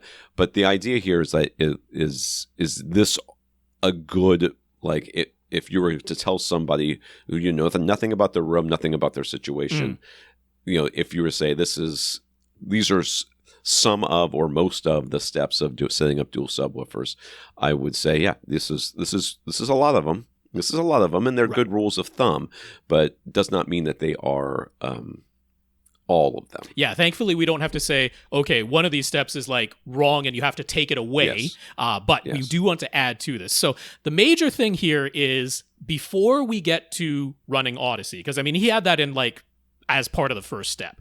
And there's more to be done before you get to running Odyssey for the first time. And then there's more to do after you finish running Odyssey, which is like the last step that you mentioned. So that's where we're expanding upon what you've said there. Before we get to running Odyssey, what we need to ensure, and so we covered this last week in part 1, the idea that we're using a Y splitter, We're telling our AV receiver that we only have one subwoofer, even though it has the capability of being set to having two and connecting both subwoofers to individual subwoofer pre-outs on your Denon receiver. We're telling it we only have one and using a Y-splitter or a daisy chain connection. But before we run Odyssey, we've done that physical connection. Yes, number one step is get your subwoofers and speakers physically positioned.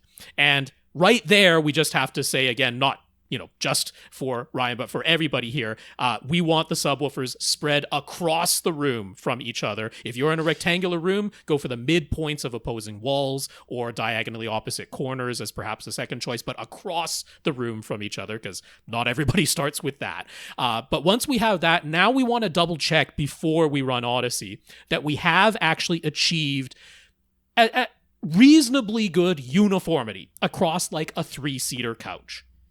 You can do this with measurement. If you have Room EQ Wizard and a measurement microphone, you could quite simply run a bass sweep through both of the subwoofers playing together. They're playing together as one bass producing thing. You run the bass sweep on repeat through those, and you measure in each of your 3 seats across a 3-seater couch. And you're like, those lines overlap pretty darn well. Maybe they're not literally completely superimposed, but what we really want to avoid is in my left seat at 60 hertz, I see a definitive dip in the response. But in my right seat at 60 hertz, I see a definitive hump at that, right there. And it's like, you can't put those two lines on top of each other and come up with something that, those look the same. It's like, no, the left seat, it's a dip, and the right seat, it's a hump, and that is not uniformity. If you have minor little squiggle differences, that's not a big deal. But we just want to avoid that one is a dip and one is a hump type of thing. And even if you've put your two subwoofers across the room from each other, it's possible, especially if your room is not a perfect enclosed rectangle, if you've got a closet, if you've got a little bump out, if you've got a window, if you've got another door, any of these types of things, it's like, turns out, even though I position the two subs across the room from each other, there is still this incongruity from seat to seat. That is where I've got in my 12-step guide that we'll link. It's a little bit of trial and error. There's not much other way around it, but you take the subwoofer that is physically closest to you. That's typically the one that's at the back of the room, if that's the way you've set things up. And hopefully it has a fully variable phase. If it does, what you do is adjust that little by little until you get away from, I have a big old dip at a given frequency in my left seat, but a big old hump at that same frequency in my right seat. You get it to where it's reasonably uniform across them all. So that's really important. That's one thing you didn't mention, and that has to be done before Odyssey. Now you can go ahead and run Odyssey, and it's going to do its thing. There's not much you can do to change what Odyssey does as part of its automated process. And that uniformity is important because now it can say, okay, I took 8 different measurements, and I got similar response in the bass at all of those 8 measurement positions. And that means that I can go ahead and equalize to Odyssey's target curve. Now, the other thing you didn't mention is we would recommend, especially in your case, since you've mentioned that you like this louder bass in the corner that you found, at least pay the $20, or it might be $25 now, to get the Odyssey Editor app and run things from there, because you cannot start the process in the built-in version of Odyssey in your AV receiver, and then after the fact go back and change it in the Odyssey Editor app. You have to start the process in the Odyssey Editor app to begin with. And then, after you've run it from the Odyssey Editor app, you can make changes to the frequency response target afterwards if you've started it in the app, but not if you started it in the built-in version in the AV receivers. That's another thing to add on there. But you let Odyssey do its thing.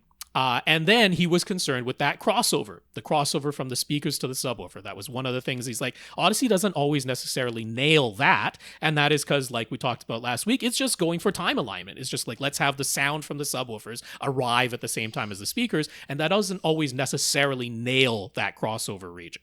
So after Odyssey has run now, we either measure with Room EQ Wizard again or just listen to sweeps again.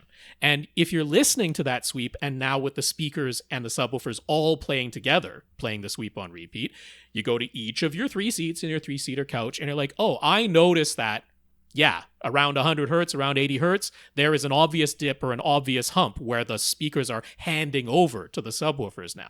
That's where you could manually change the distance setting for just that single subwoofer output. Again, it's trial and error, but that's pretty much all you have to do through trial and error to eventually get it to where it's like, oh, now it sounds like a nice smooth transition. So that's another thing to do after Odyssey has been run. We agree set all of your speakers to small. In general, you kind of go for an 80 hertz crossover, but that's another one where you could potentially do some trial and error. Sometimes it works out better if you raise that crossover even a little bit higher than 80 hertz for speakers that are capable of playing down to 80, but sometimes to get that nice smooth crossover you need to do that. So that's pretty much the optimization there. There was a little bit at the beginning, a little bit in the middle, and a little bit at the end to add to what you said. Yes. I am adding links to talk about AV all gadgets those things. links. Yeah. Yes. Greg was watching a video posted by Aaron's Audio Corner. Aaron was saying how, in general, he prefers speakers with wide even dispersion, and he mentioned they provide more spacious sound. Aaron certainly is the only one to espouse this view and make that sort of claim, but with the caveat of considering just a single listener. This is being added by Greg. The caveat is added by Greg. Let's just consider a single listener, not even a three-seater couch. He's like, okay, let's just focus. We got a single listener in this room. That's Greg's caveat to this. In Greg's own experience, speakers with very narrow dispersion, such as electrostatics or planar magnetics, can provide an extremely wide enveloping soundstage that is even more spacious than wide dispersion speakers. And if you apply crosstalk cancellation on top of the very narrow dispersion, it can sound like full surround sound from just a pair of speakers. He is assuming the claims about wide dispersion speakers involve there being more more first reflection energy and would therefore depend on the room itself. But is there a better acoustic or psychoacoustic explanation that he isn't considering? So, sometimes these claims that people make, I feel like, are half because of science or experience, and half because it makes sense with the name of the thing that they're doing. You know? Okay. Like these things, they're like, oh, it's a wide even dispersion gives you a more spacious sound. You're like, well, it said wide, said said even, it's going to be more spacious.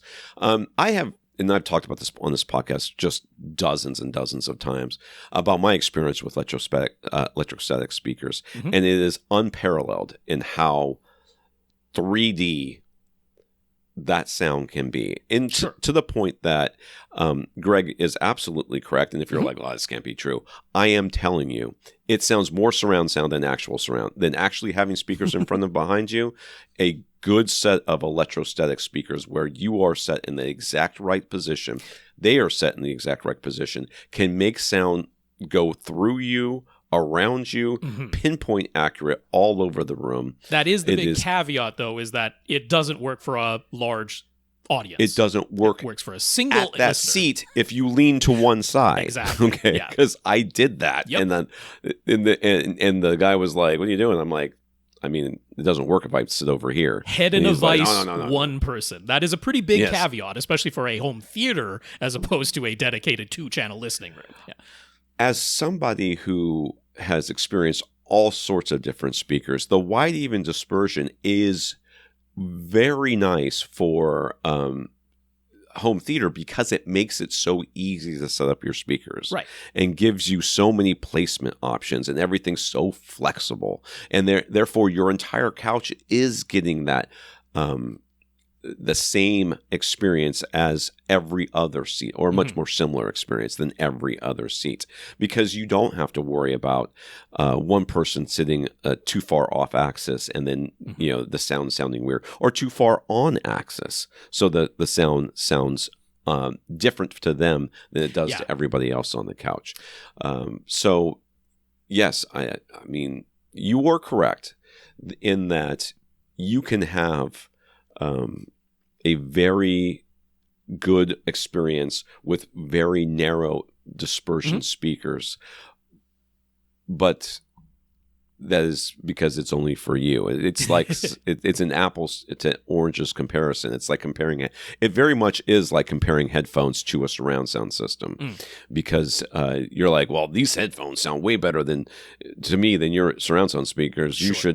We should all watch it on my headphones. You're like, you're the only one that gets to. Yeah, but I'm having a great time. That's right. Okay, so to turn this on the flip side a little bit, because he's like, okay, there's this claim that the wide, even dispersion speakers produce this more spacious sound, but I've heard a scenario with a whole bunch of caveats that Greg fully admits that is even more spacious, but that is not really what to defend Aaron a little bit, or that statement in general a little bit. That's not really what we're getting at when we're saying that the wide, even dispersion produces a more spacious sound field.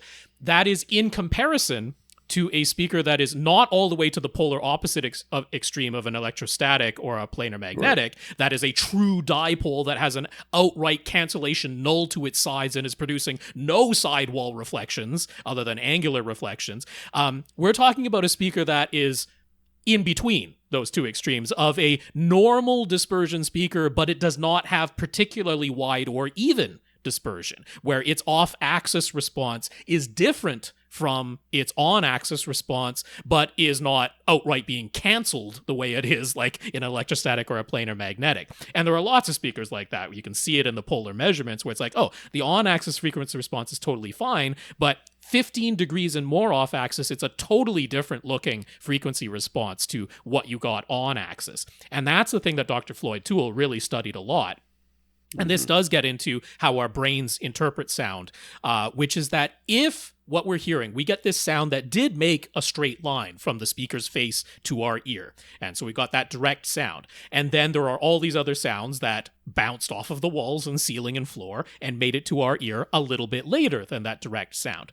The more different those reflected sounds are in their frequency response, the more our brain clues in, oh, that is a reflection, and it clues us into, well, that's where the boundaries of this space that I'm in are located. There is a wall over there. There's a ceiling up there. And our brain clues into those dissimilarities between direct sound versus reflected sound. Whereas if those direct and reflected sounds are very, very similar, our brain is more easily tricked into believing that, oh, whatever sound is coming out of that speaker, that's giving me all the information about where I am located in this world, as opposed to having these other context clues that are saying, oh no, okay, the direct sound is telling me that I'm in a big spaceship hull that I'm seeing on my TV screen right now, but I can tell that there's a wall right next to me. There's no wall on screen that I'm looking at, but I can tell there's a wall over there. That's where this sense of, okay, the wide even dispersion makes your room sound more spacious versus a speaker that doesn't have wide and particularly doesn't have even dispersion and lets our brain go, oh, I'm looking at this big open space on screen, but I know I'm in a small contained room.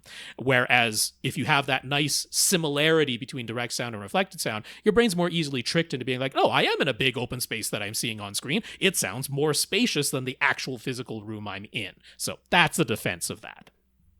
Yeah. All right. Leighton was still using a 50-inch Pioneer Kuro plasma TV. He loved the picture all along, but it did produce a ton of heat. It's probably heavy, too. So much so that he had to install an independent AC unit in his TV room just to keep things cool. Guess what? That works for projectors as well. I hate to say it. Yeah.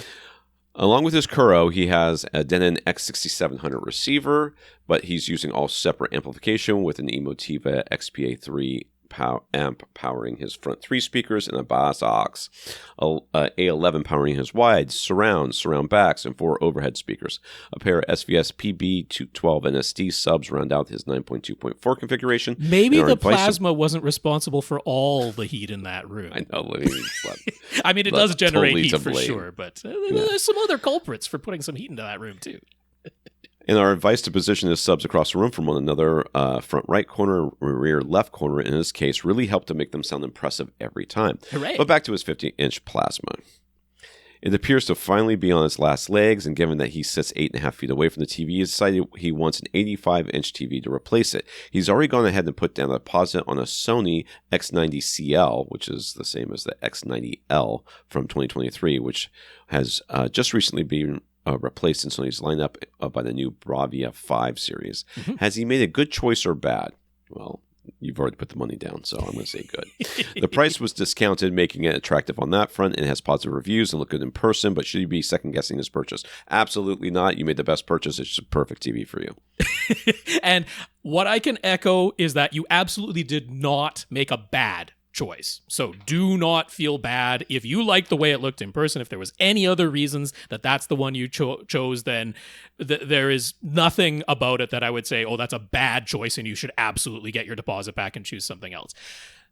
To get into the nitty gritty, what I really like, and what other reviewers who are similar to me, where we go by the industry standards and we want to adhere to those, what I really, really like about the X90L is that Sony, at that time, they're continuing it on now, they're like, hey, we make the mastering monitors, so let's compare our own consumer TVs to our own professional $30,000, $35,000 mastering monitors. And while the consumer TV is not going to be the absolute equal of that $30,000 mastering monitor, like, let's make sure they look as close to each other as they can. Let's make sure the shadow detail is going to be about the same. Can the X90L, an LCD TV, get every bit as inky black as the $30,000 mastering monitor? No, it cannot.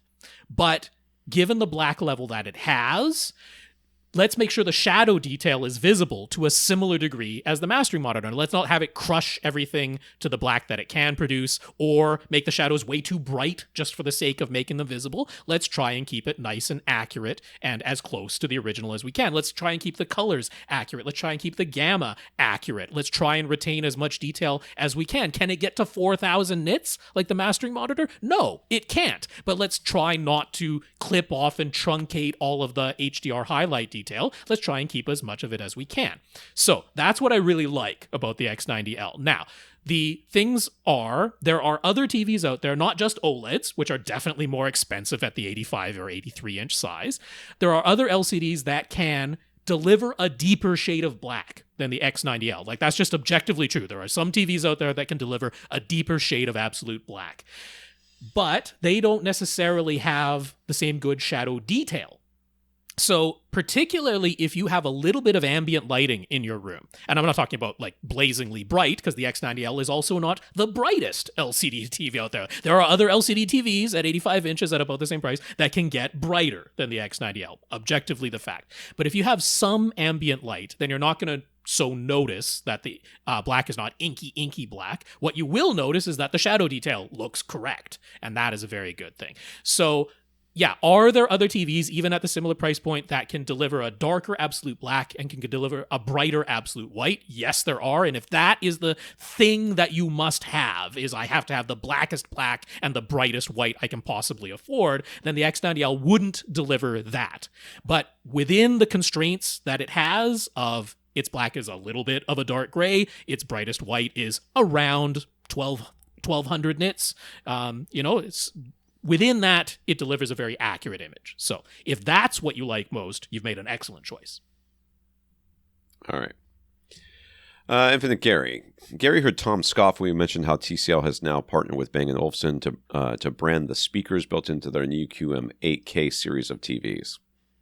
I mean, they might as well. Well, whatever. I don't care. In the very same news story, we mentioned how they also have the thinnest bezels from TCL. So doesn't that basically guarantee teeny-weeny speakers that cannot possibly sound all that great? In all honesty, what does adding Bang & Olufsen branding do to help TCL sales? Has the average TCL buyer ever even heard of Bang & Olufsen? Is a potential buyer going to say, well, I was going to buy a Samsung, but then I saw TCL has Bang & Olufsen speakers built in, so I changed my mind? What's the play here? And what was the play when they used to have Onkyo branded speakers built in, for that matter? I don't think it matters. I'm going to be honest with you.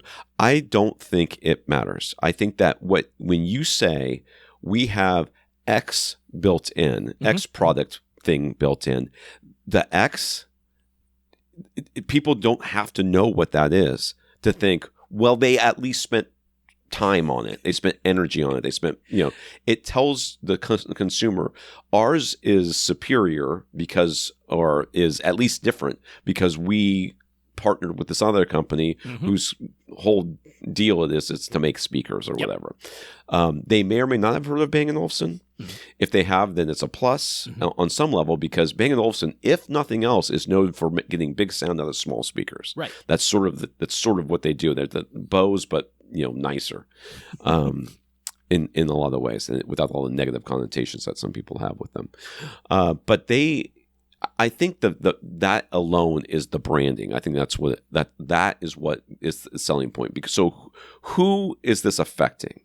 is what your question is. Who's looking at this going, well, I was going to spend, $100 on a TV, but this $3,000 TV with Bang & Olufsen speakers got to be good enough. Yeah, that's not what it is. Whose mind is it going to change is sort of what Gary's asking. Yeah.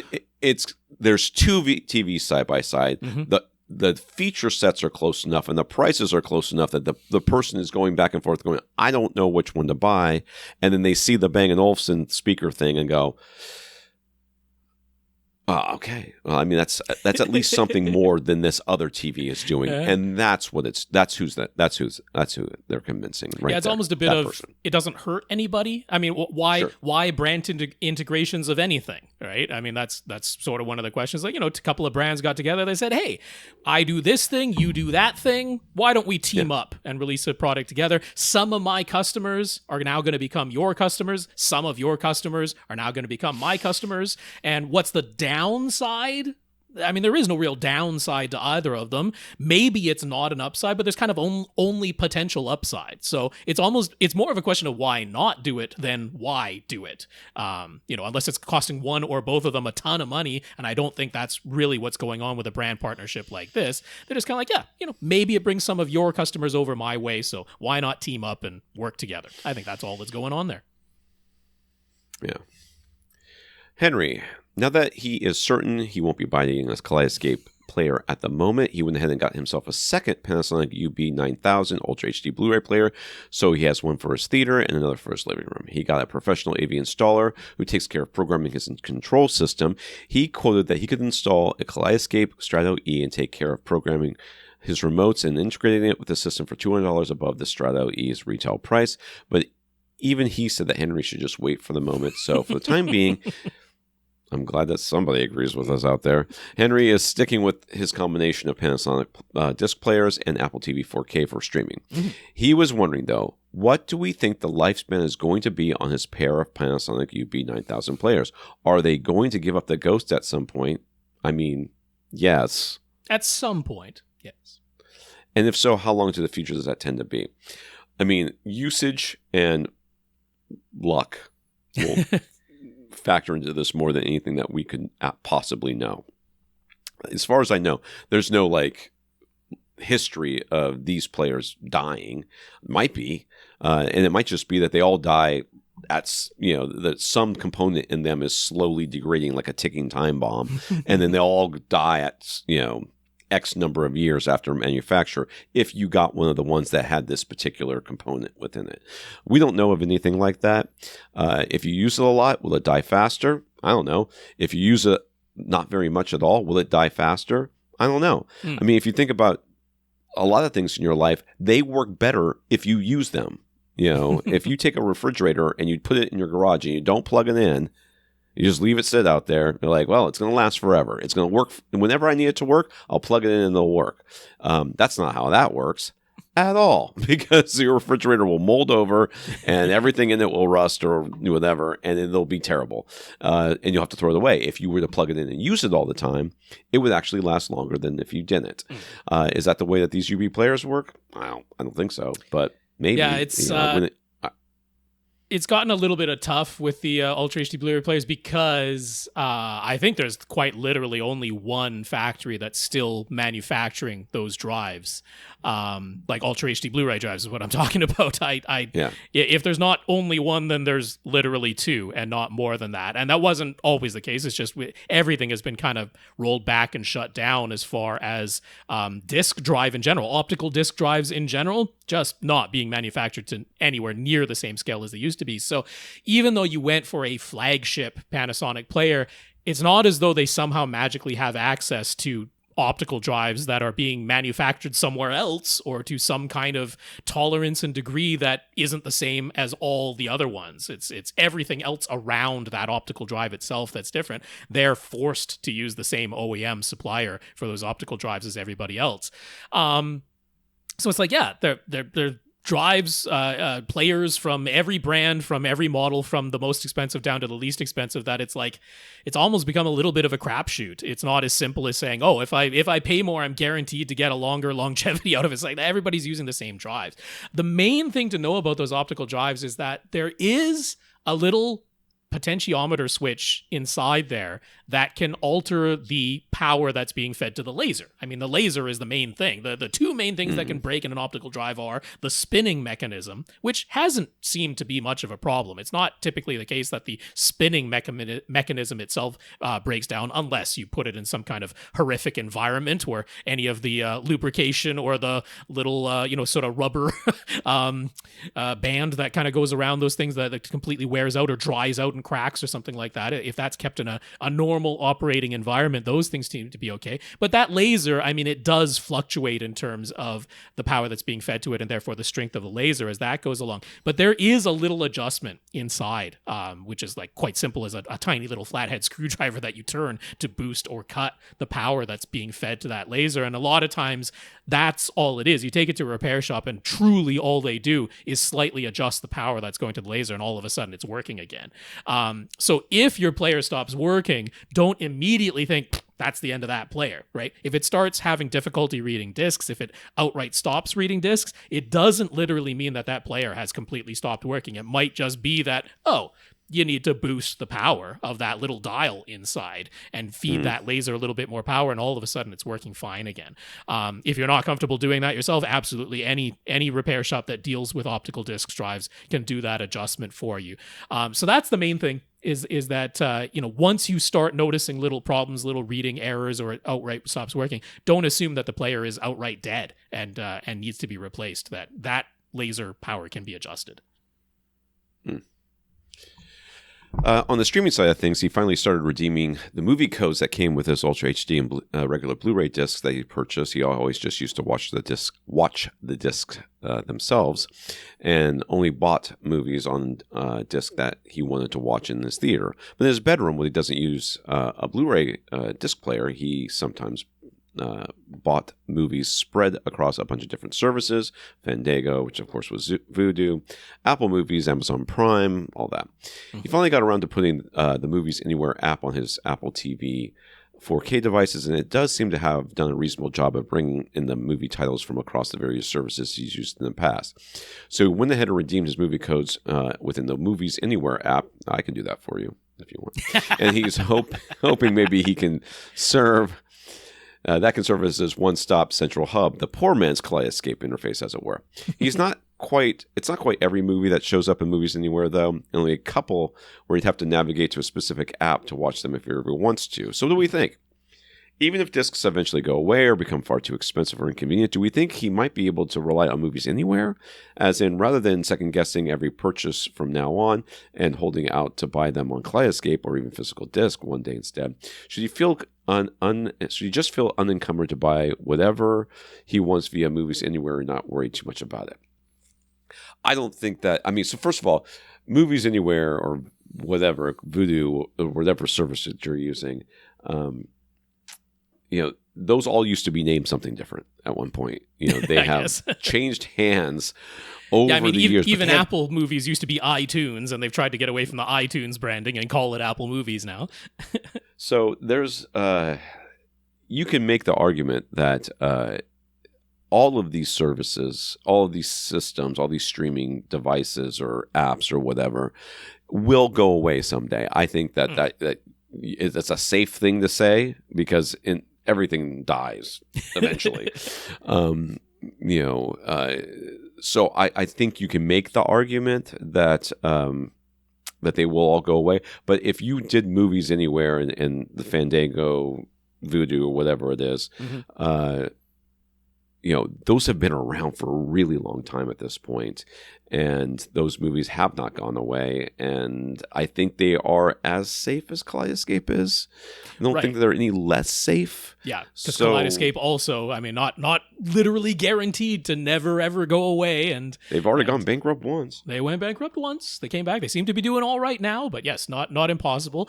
First of all, as a Canadian, I'm very envious that you have access to Movies Anywhere, because I do not have access to Movies Anywhere up in Canada. And anywhere but Canada, apparently.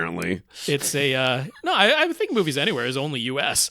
I don't think they're anywhere outside of the U.S. But I am envious that you have that service. It's a much better service. It's the way things ought to be.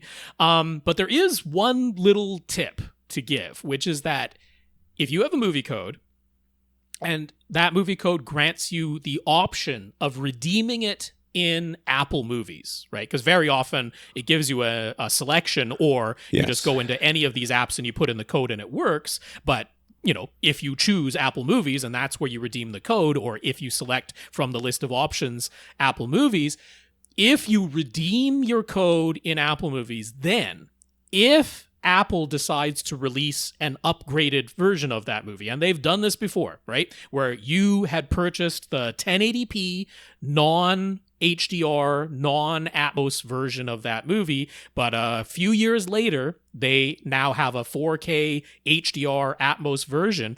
Apple has been very good historically of just giving you that upgrade for free within your Apple Movies library. And Vudu has done this as well, right? You purchase a 1080p version, and later on you go back and navigate to the movie, and you're like, oh, I have a 4K version of that movie now. Yeah. But Apple has sort of been the most consistent about doing that. They have the largest library available out of these services, and if you redeem the movie specifically for Apple Movies to begin with, then you get those free upgrades if and when they happen. But if you redeem the code in the Movies Anywhere app or on a different service, you'll be able to access that movie through Apple Movies, through the Apple TV app. You'll be able to access it through its coordination with Movies Anywhere, but you didn't redeem the code originally with Apple Movies, and now Apple doesn't give you the free upgrade if a free upgrade ever comes along.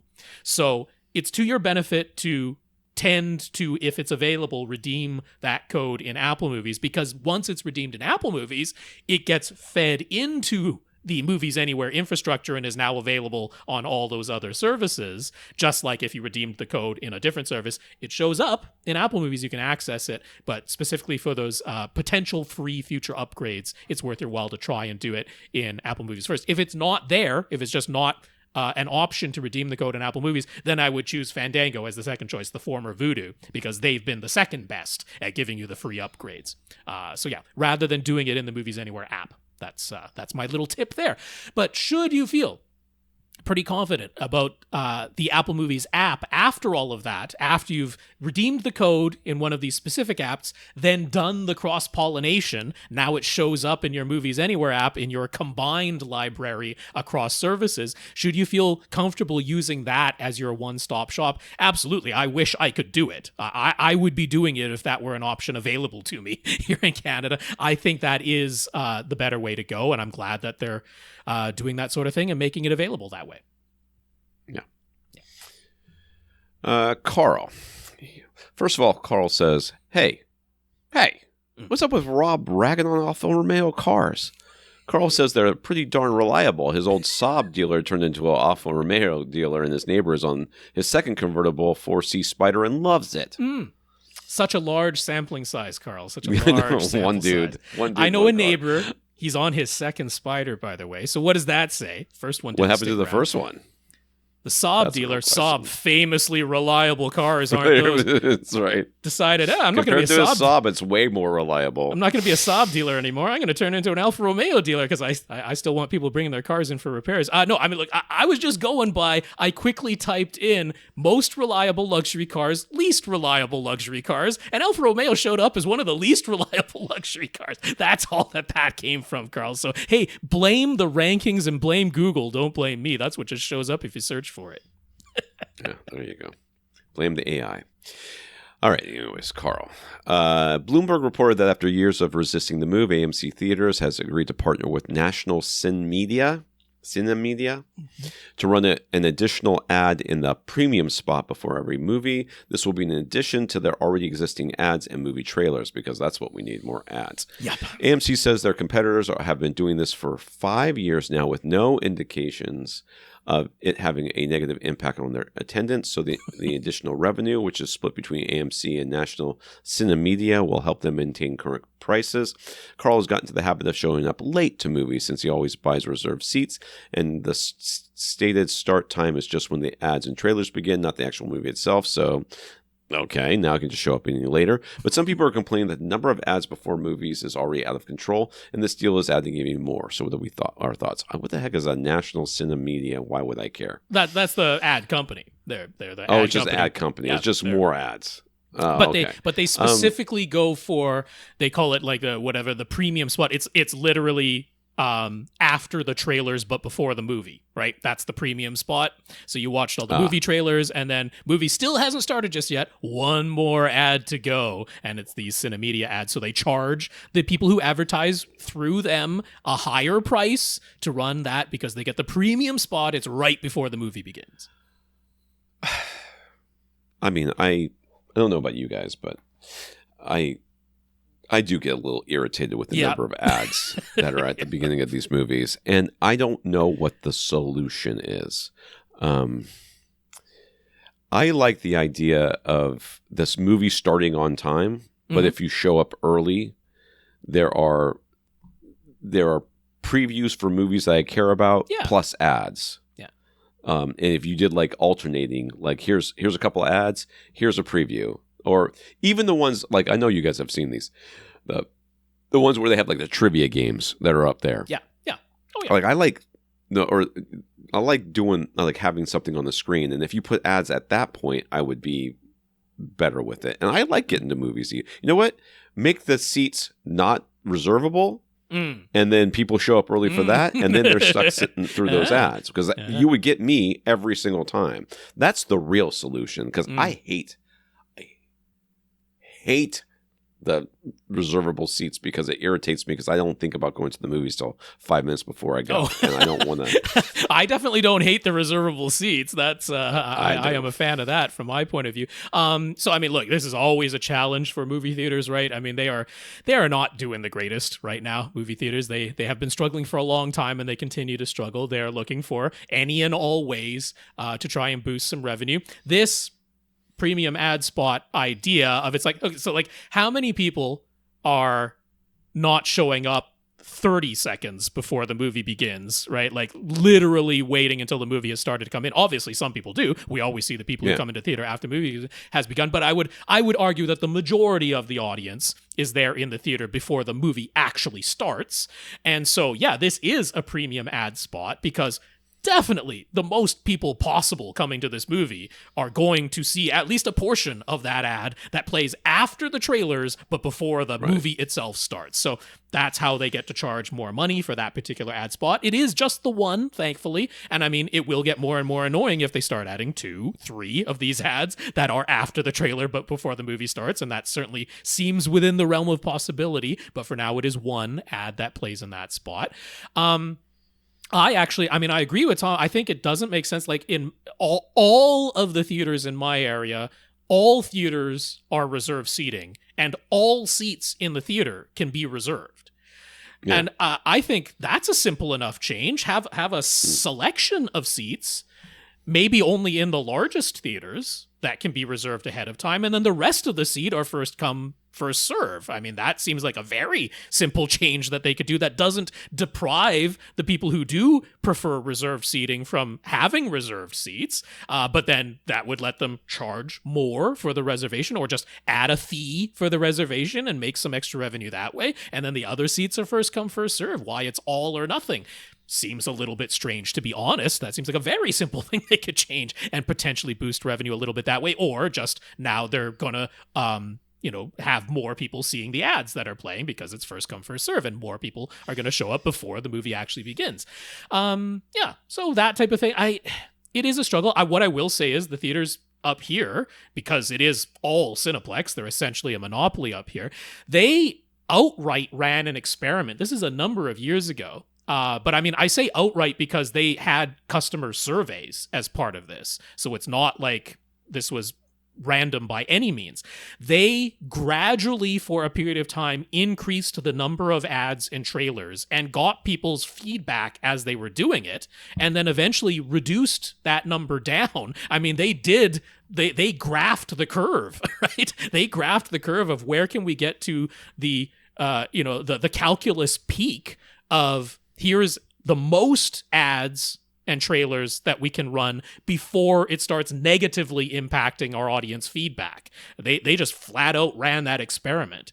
So I absolutely remember during that time, and I was one of the people who offered my feedback because I want my movie theaters to survive. Where it was like, yeah, that's too many. That is just too many ads. It's just completely out of hand at this point. That's just too. Or they actually had way too many trailers. I enjoy seeing the trailers, but I don't want like 7 of them. That's too many trailers. That's a lot of time.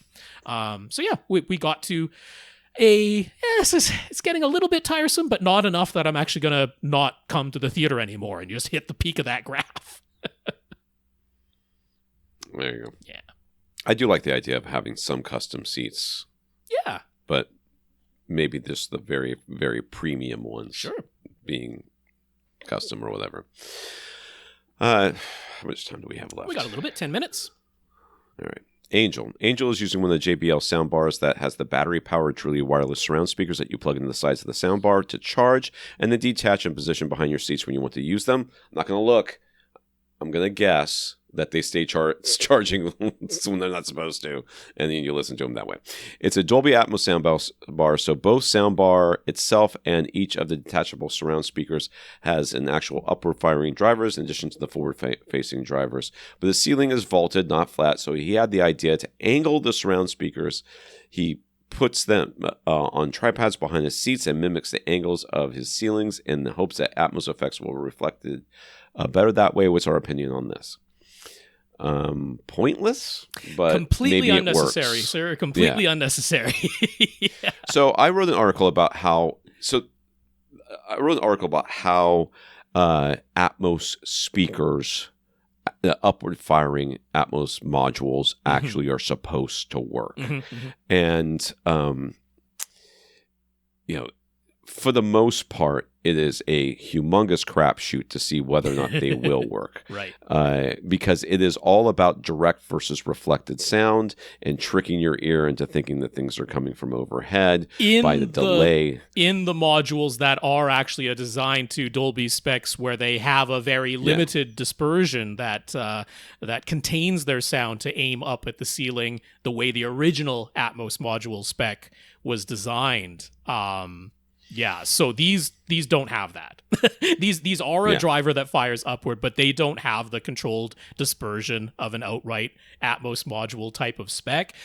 This is relying, if not 100%, pretty darn close to 100% on just the equalization effect, the head-related transfer equalization that is applied to the overhead channels in a scenario like this.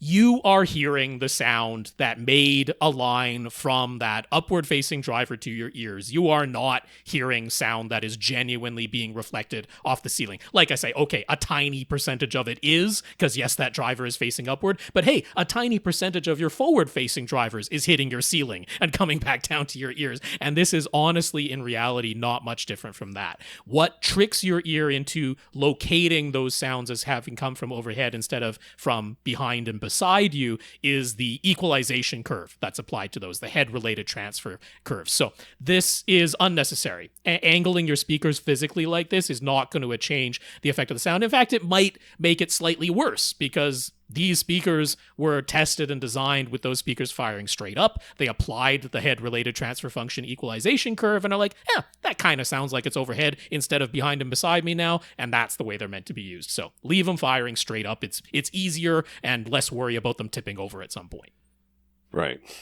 Yeah, there's these things, the kind of Atmos modules that come with a soundbar or with a lot of different speakers are, they aren't using the bounce. They're not doing it. I mean, the bounce is so unreliable anyways. I don't really know that it works as much as people want them to, and there's more psychologically working with Atmos modules than physically working with Atmos modules a lot of the time. That head-related transfer function equalization curve, like it works in headphones. That's how Dolby Atmos in headphones works. That's how the Dolby Atmos height virtualization or DTS-X virtual works, is all through that equalization, and it does a kind of reasonable job. Like, you're like, yeah, that wasn't from directly in front of me or directly behind me. It was like, that's kind of above me. It works.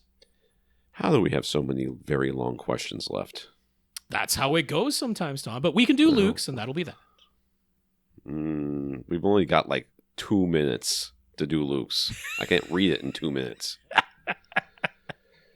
I'm very tired. Luke has been using his Denon X4200W receiver with his computer. The 4200 model specifically was a recommendation by us several years ago since he asked for the least expensive receiver that could do front wides. It was working great, but unfortunately it seems to have died now. He wants to know if we think there's any hope of it coming back to life, though, because the problems it's having seem very unusual. It powers on just fine. It can connect to Bluetooth, but no sound comes out, so that's obviously a big problem. Yeah. It won't connect properly via the optical port, and both the setup and option buttons, both in the remote and the front panel itself, don't seem to function anymore, so he can't even bring up the menus. His computer doesn't recognize it via HDMI connection anymore. And he tried doing a full factory reset via the front panel button since he can't bring up the user manual, but that didn't fix any of the problems. So, any idea what could have gone wrong, and is this fixable? Is it simply time to buy a new receiver? Power surge that fried most things, but not all of it. That would be my guess. I mean, this seems like a motherboard problem. This really sounds like a motherboard. Like when that many things have stopped functioning. Yeah. A little bit strange that it turns on at all, honestly. But I mean, it is a bit unusual. But yeah, that sounds like an actual motherboard problem. Or like, I don't know if it has a daughter board that is like the input-output daughter board. You know, computers used to be designed that way. I'm not sure if the AV receiver is or not. I mean, this is one where you're definitely out of warranty, but it doesn't hurt to write to Denon and ask, like, hey, you know, is this worth even sending to your authorized repair shop? That's, you know, the worst they can tell you is no. So I would at least ask about it. But yeah, this sounds like a motherboard problem to me. Yeah, it's toast. Given the age of that AV receiver, that might not be repairable. Like, they might not have spare motherboards for that model to replace anymore. And that's the type of repair that they do in these things. They take out the faulty one and put in a whole new board. They don't like go in there to individual components on the motherboard and resolder them or something like that. This will be a board swap, and that might not be possible. So write to Denon, but be prepared. The answer might be, no, we just can't repair that model anymore for something like that. Yeah. Yeah. So he might be an even bigger fan of front wide speakers than Rob. He's heard Tom imply that front wides only start to make sense in large rooms, but he's found the polar opposite to be true. In his PC setup, all of his speakers are physically close to him, and it's under these conditions that front wides become especially noticeable, even more so by their absence. I'm going to take your word for it, my dude. He would much rather have front wides than surround backs. I'd much rather have nothing than surround backs. So got you beat there. So he really, really wishes that there were an option for all of the 7-channel AV receivers out there, but that sadly does not seem to be a case. And if push came to shove, he would give up surrounds in a 5.1 setup to have front wides instead. To him, in his near-field setup, they make a huge difference. So he's quite angry at Denon for removing the option of front wides in all of their affordable receiver models and only making them available in their most expensive ones. It's because only the most people who are spending the most money would even consider putting them up there. It was mostly a market pressure thing, yeah, for sure. Yeah. He paid $700 for his 4200 W from Accessories for Less back in the day. He totally understands it will cost more today, but should he be forced to pay more than double? I mean, you're not forced to. You're just gonna because you want them. Well, if he wants front wides, then that's the options that are out there. If he were shopping brand new, it's like $3,500 for a 6800H. Mm-hmm. He can see his way to maybe $1,500, but he hasn't been able to find anything that supports front wides at that price. So has he simply overlooked a good option? He recalls that Onkyo used to have lower prices than Denon, but does that still hold true today? Or is there an Onkyo with front wides that fits his budget? I neither know nor care. So, Rob, what's his best one? Not only does Onkyo not have a less expensive option, Onkyo doesn't have any AV receiver models in their current lineup that support front wides. Denon and Marantz, and then the more esoteric brands, your Trinovs or your Monolith HTP1, thing, or Emotiva's Pre-Pros, like, those are your options for front wides these days. If you want an AV receiver that supports front wides, it's Denon or Marantz. So, I mean, Arcam as well, but that's more expensive. Anthem, okay, but that's more expensive, or similarly priced. There's nobody doing a considerably less expensive $1,500 or less doing front wides, and it's definitely not Onkyo or Integra or Pioneer these days because they aren't doing it at all. Does make sense now to spend a little time researching whether or not Denon can repair this thing for you, because I bet Right. it costs less than $3,500. Yes. Oh, yes. Whatever that was. Yeah.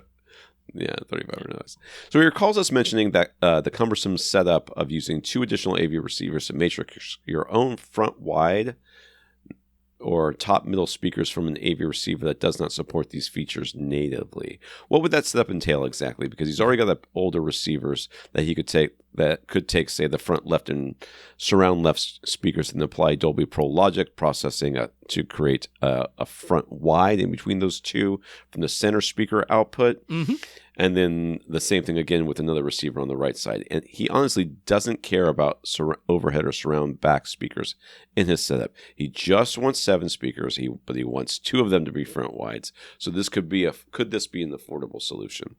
Have we ever discussed doing front wides this way? I don't know that we have. I know we've done the top middles. Yes. Yeah. And that's where I mentioned very briefly in passing that theoretically you could do that for front wides as well, because I felt like front wides aren't just a matrixing of the surround and left and front channels. I feel like there's got to be a little bit more to it, because there is much more information that's coming from the front speakers than the surround speakers. So I'm confused as to whether or not this would actually create the same effect that he wants, because the wides are really supposed to be recreating is that more so than the matrixing of the surround and the front speaker, but it's the first reflection of that front speaker, which is not the same thing as what's theoretically coming out of the surround speaker. Yeah, so this won't necessarily sound identical to what you're hearing right now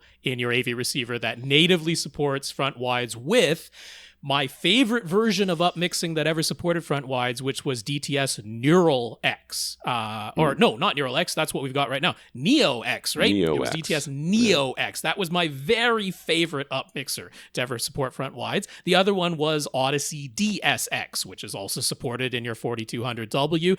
Once Odyssey abandoned DSX, that's where we sort of stopped seeing front wides in AV receivers altogether for a while. And, once Onkyo departed using Odyssey altogether, then Onkyo seemed to depart using front wides whatsoever. So it almost seems as though that Odyssey DSX was like whole championing the front wides for us for a while until Atmos came along and also supports front wides. So there are several things that won't be identical. If you're listening to a dedicated Atmos soundtrack, you are not going to have the exact same experience from a matrixed front wide like this. The only time your front wide speaker in the scenario that you've suggested with these 2 additional AV receivers is going to be making sounds is when there is equal sound coming out of the front left and the surround left on one side, and equal sound coming out of the front right and the surround right on the other side. That is going to work in Dolby Pro Logic or Dolby Surround, where it's like, okay, I've got equal sound in the front left and the surround left. It doesn't know that it's a front left and a surround left. It thinks it's a front left and a front right. And it's like, I've got equal sound in those 2 speakers, so I create a center. I matrix a center channel from that, and it's going to do the same thing for front wides. This is what Monoprice does in their Monolith HTP1 with their own front wide matrixing. It's just looking at the sound that's in the front left and the surround left, and it's like, okay, when there's a sound that's equal in them, I get a solid center. Or just like Dolby Pro Logic processing does, it's like if it's shifted a little bit to the left or the right, it might still put some sound into that center. So it's not a bad experience. Just like how if you're matrixing a top middle from your front height and rear height, or between your top front and your top rear, and you matrix a top middle, it's by no means a bad experience, and it will produce sounds out of that front wide. It's just not quite identical to if you were using Odyssey DSX, or quite identical if you were using, I'm assuming, DTS Neo X. There was some slight differences in adding a little bit of delay and a little bit of phase shift into the front wides, which will not be happening in this manual matrixing of the front wide. But you will get sound out of that front wide. And for anything that's doing like a full circling pan type of sound, it's going to work pretty well, because then you do have that sound shifting from front left into surround left. And that works just like you were shifting from front right into front left and matrixing the center in between with Dolby Pro Logic. So it'll work pretty well. So the full setup is you have to have a full set of pre-outs. There's absolutely no way to do this without a full set of pre-outs. So that's the little bit of a challenge, in that to get a receiver these days with a full set of pre-outs is not dirt cheap, right? You have to go to at least something like in Marantz's lineup, because Denon doesn't have it until you get to the X3800H, which doesn't support front wides, but I don't think you're wanting to go to that price point and have 11 speaker support when you really only want 7.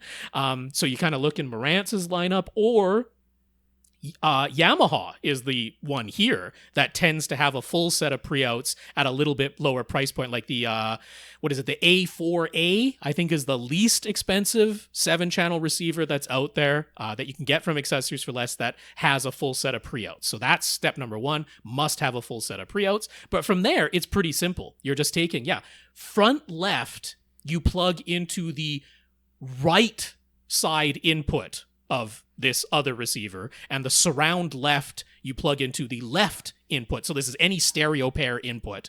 You plug that in, you run that in Dolby Pro Logic mode, and you connect your front wide speaker to the center speaker binding post. And that's going to drive that for you. But then you're also driving now your front left speaker off of the front right speaker binding post of this other AV receiver, and you're driving your surround left speaker off of the front left binding post of that other AV receiver. So that's handling those 3. And then it's the reverse on the right-hand side. Yeah, your front right speaker actually plugs into the left input, the front left input, and your surround right speaker plugs into the right input, and then you are deriving a center that becomes your front wide right speaker, and you're powering those 3 speakers off of that. So that's the full setup there, but you must have that full set of pre-outs. But if you've already got 2 older AV receivers on hand, it's not that much of a cost, but just make sure that whatever 7-channel receiver you buy has a full set of pre-outs. All right, who do we have left? We have Dan, and we have Sasi, and Miguel is on this list as well. That was a whole question right there, and I did get another question from Infinite Gary that came in on Monday that'll be talking about QDEL. Sounds good. Yeah. All right, we want to thank our listeners of the week. We want to thank anybody who decides in the future to go to avrant.com and click on the Buy Us a Cup of Coffee link and send us a PayPal donation, as well as our 131 patrons over at patreon.com. Yeah, that is patreon.com/AVRant podcast if you'd like to sign up to make an automatic monthly donation. So a big thank you to our 131 patrons over there. We also want to thank Leighton, Henry, Vince, Karl, Luke, Sasi, and David for sending us notes of gratitude. You are welcome for thanking us, and we thank you for thanking us. That is true. Leighton, Henry, Vince, Karl, Luke, Sasi, and David, thank you very much for those notes of gratitude and encouragement, because we really appreciate them. And a big, big thank you to everybody who continues to listen and send in your questions. If you want to get your question answered, all you have to do is ask. You ask by emailing us at question@avrant.com. For AVRant, I'm Tom Andry. And I'm Rob H. Now go out and listen to something.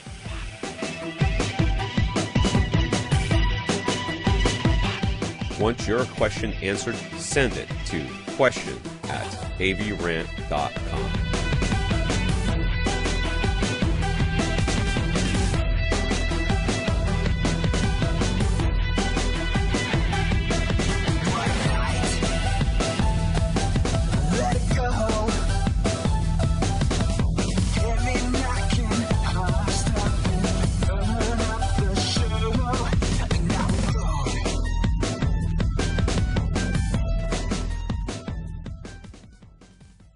This is AVRant.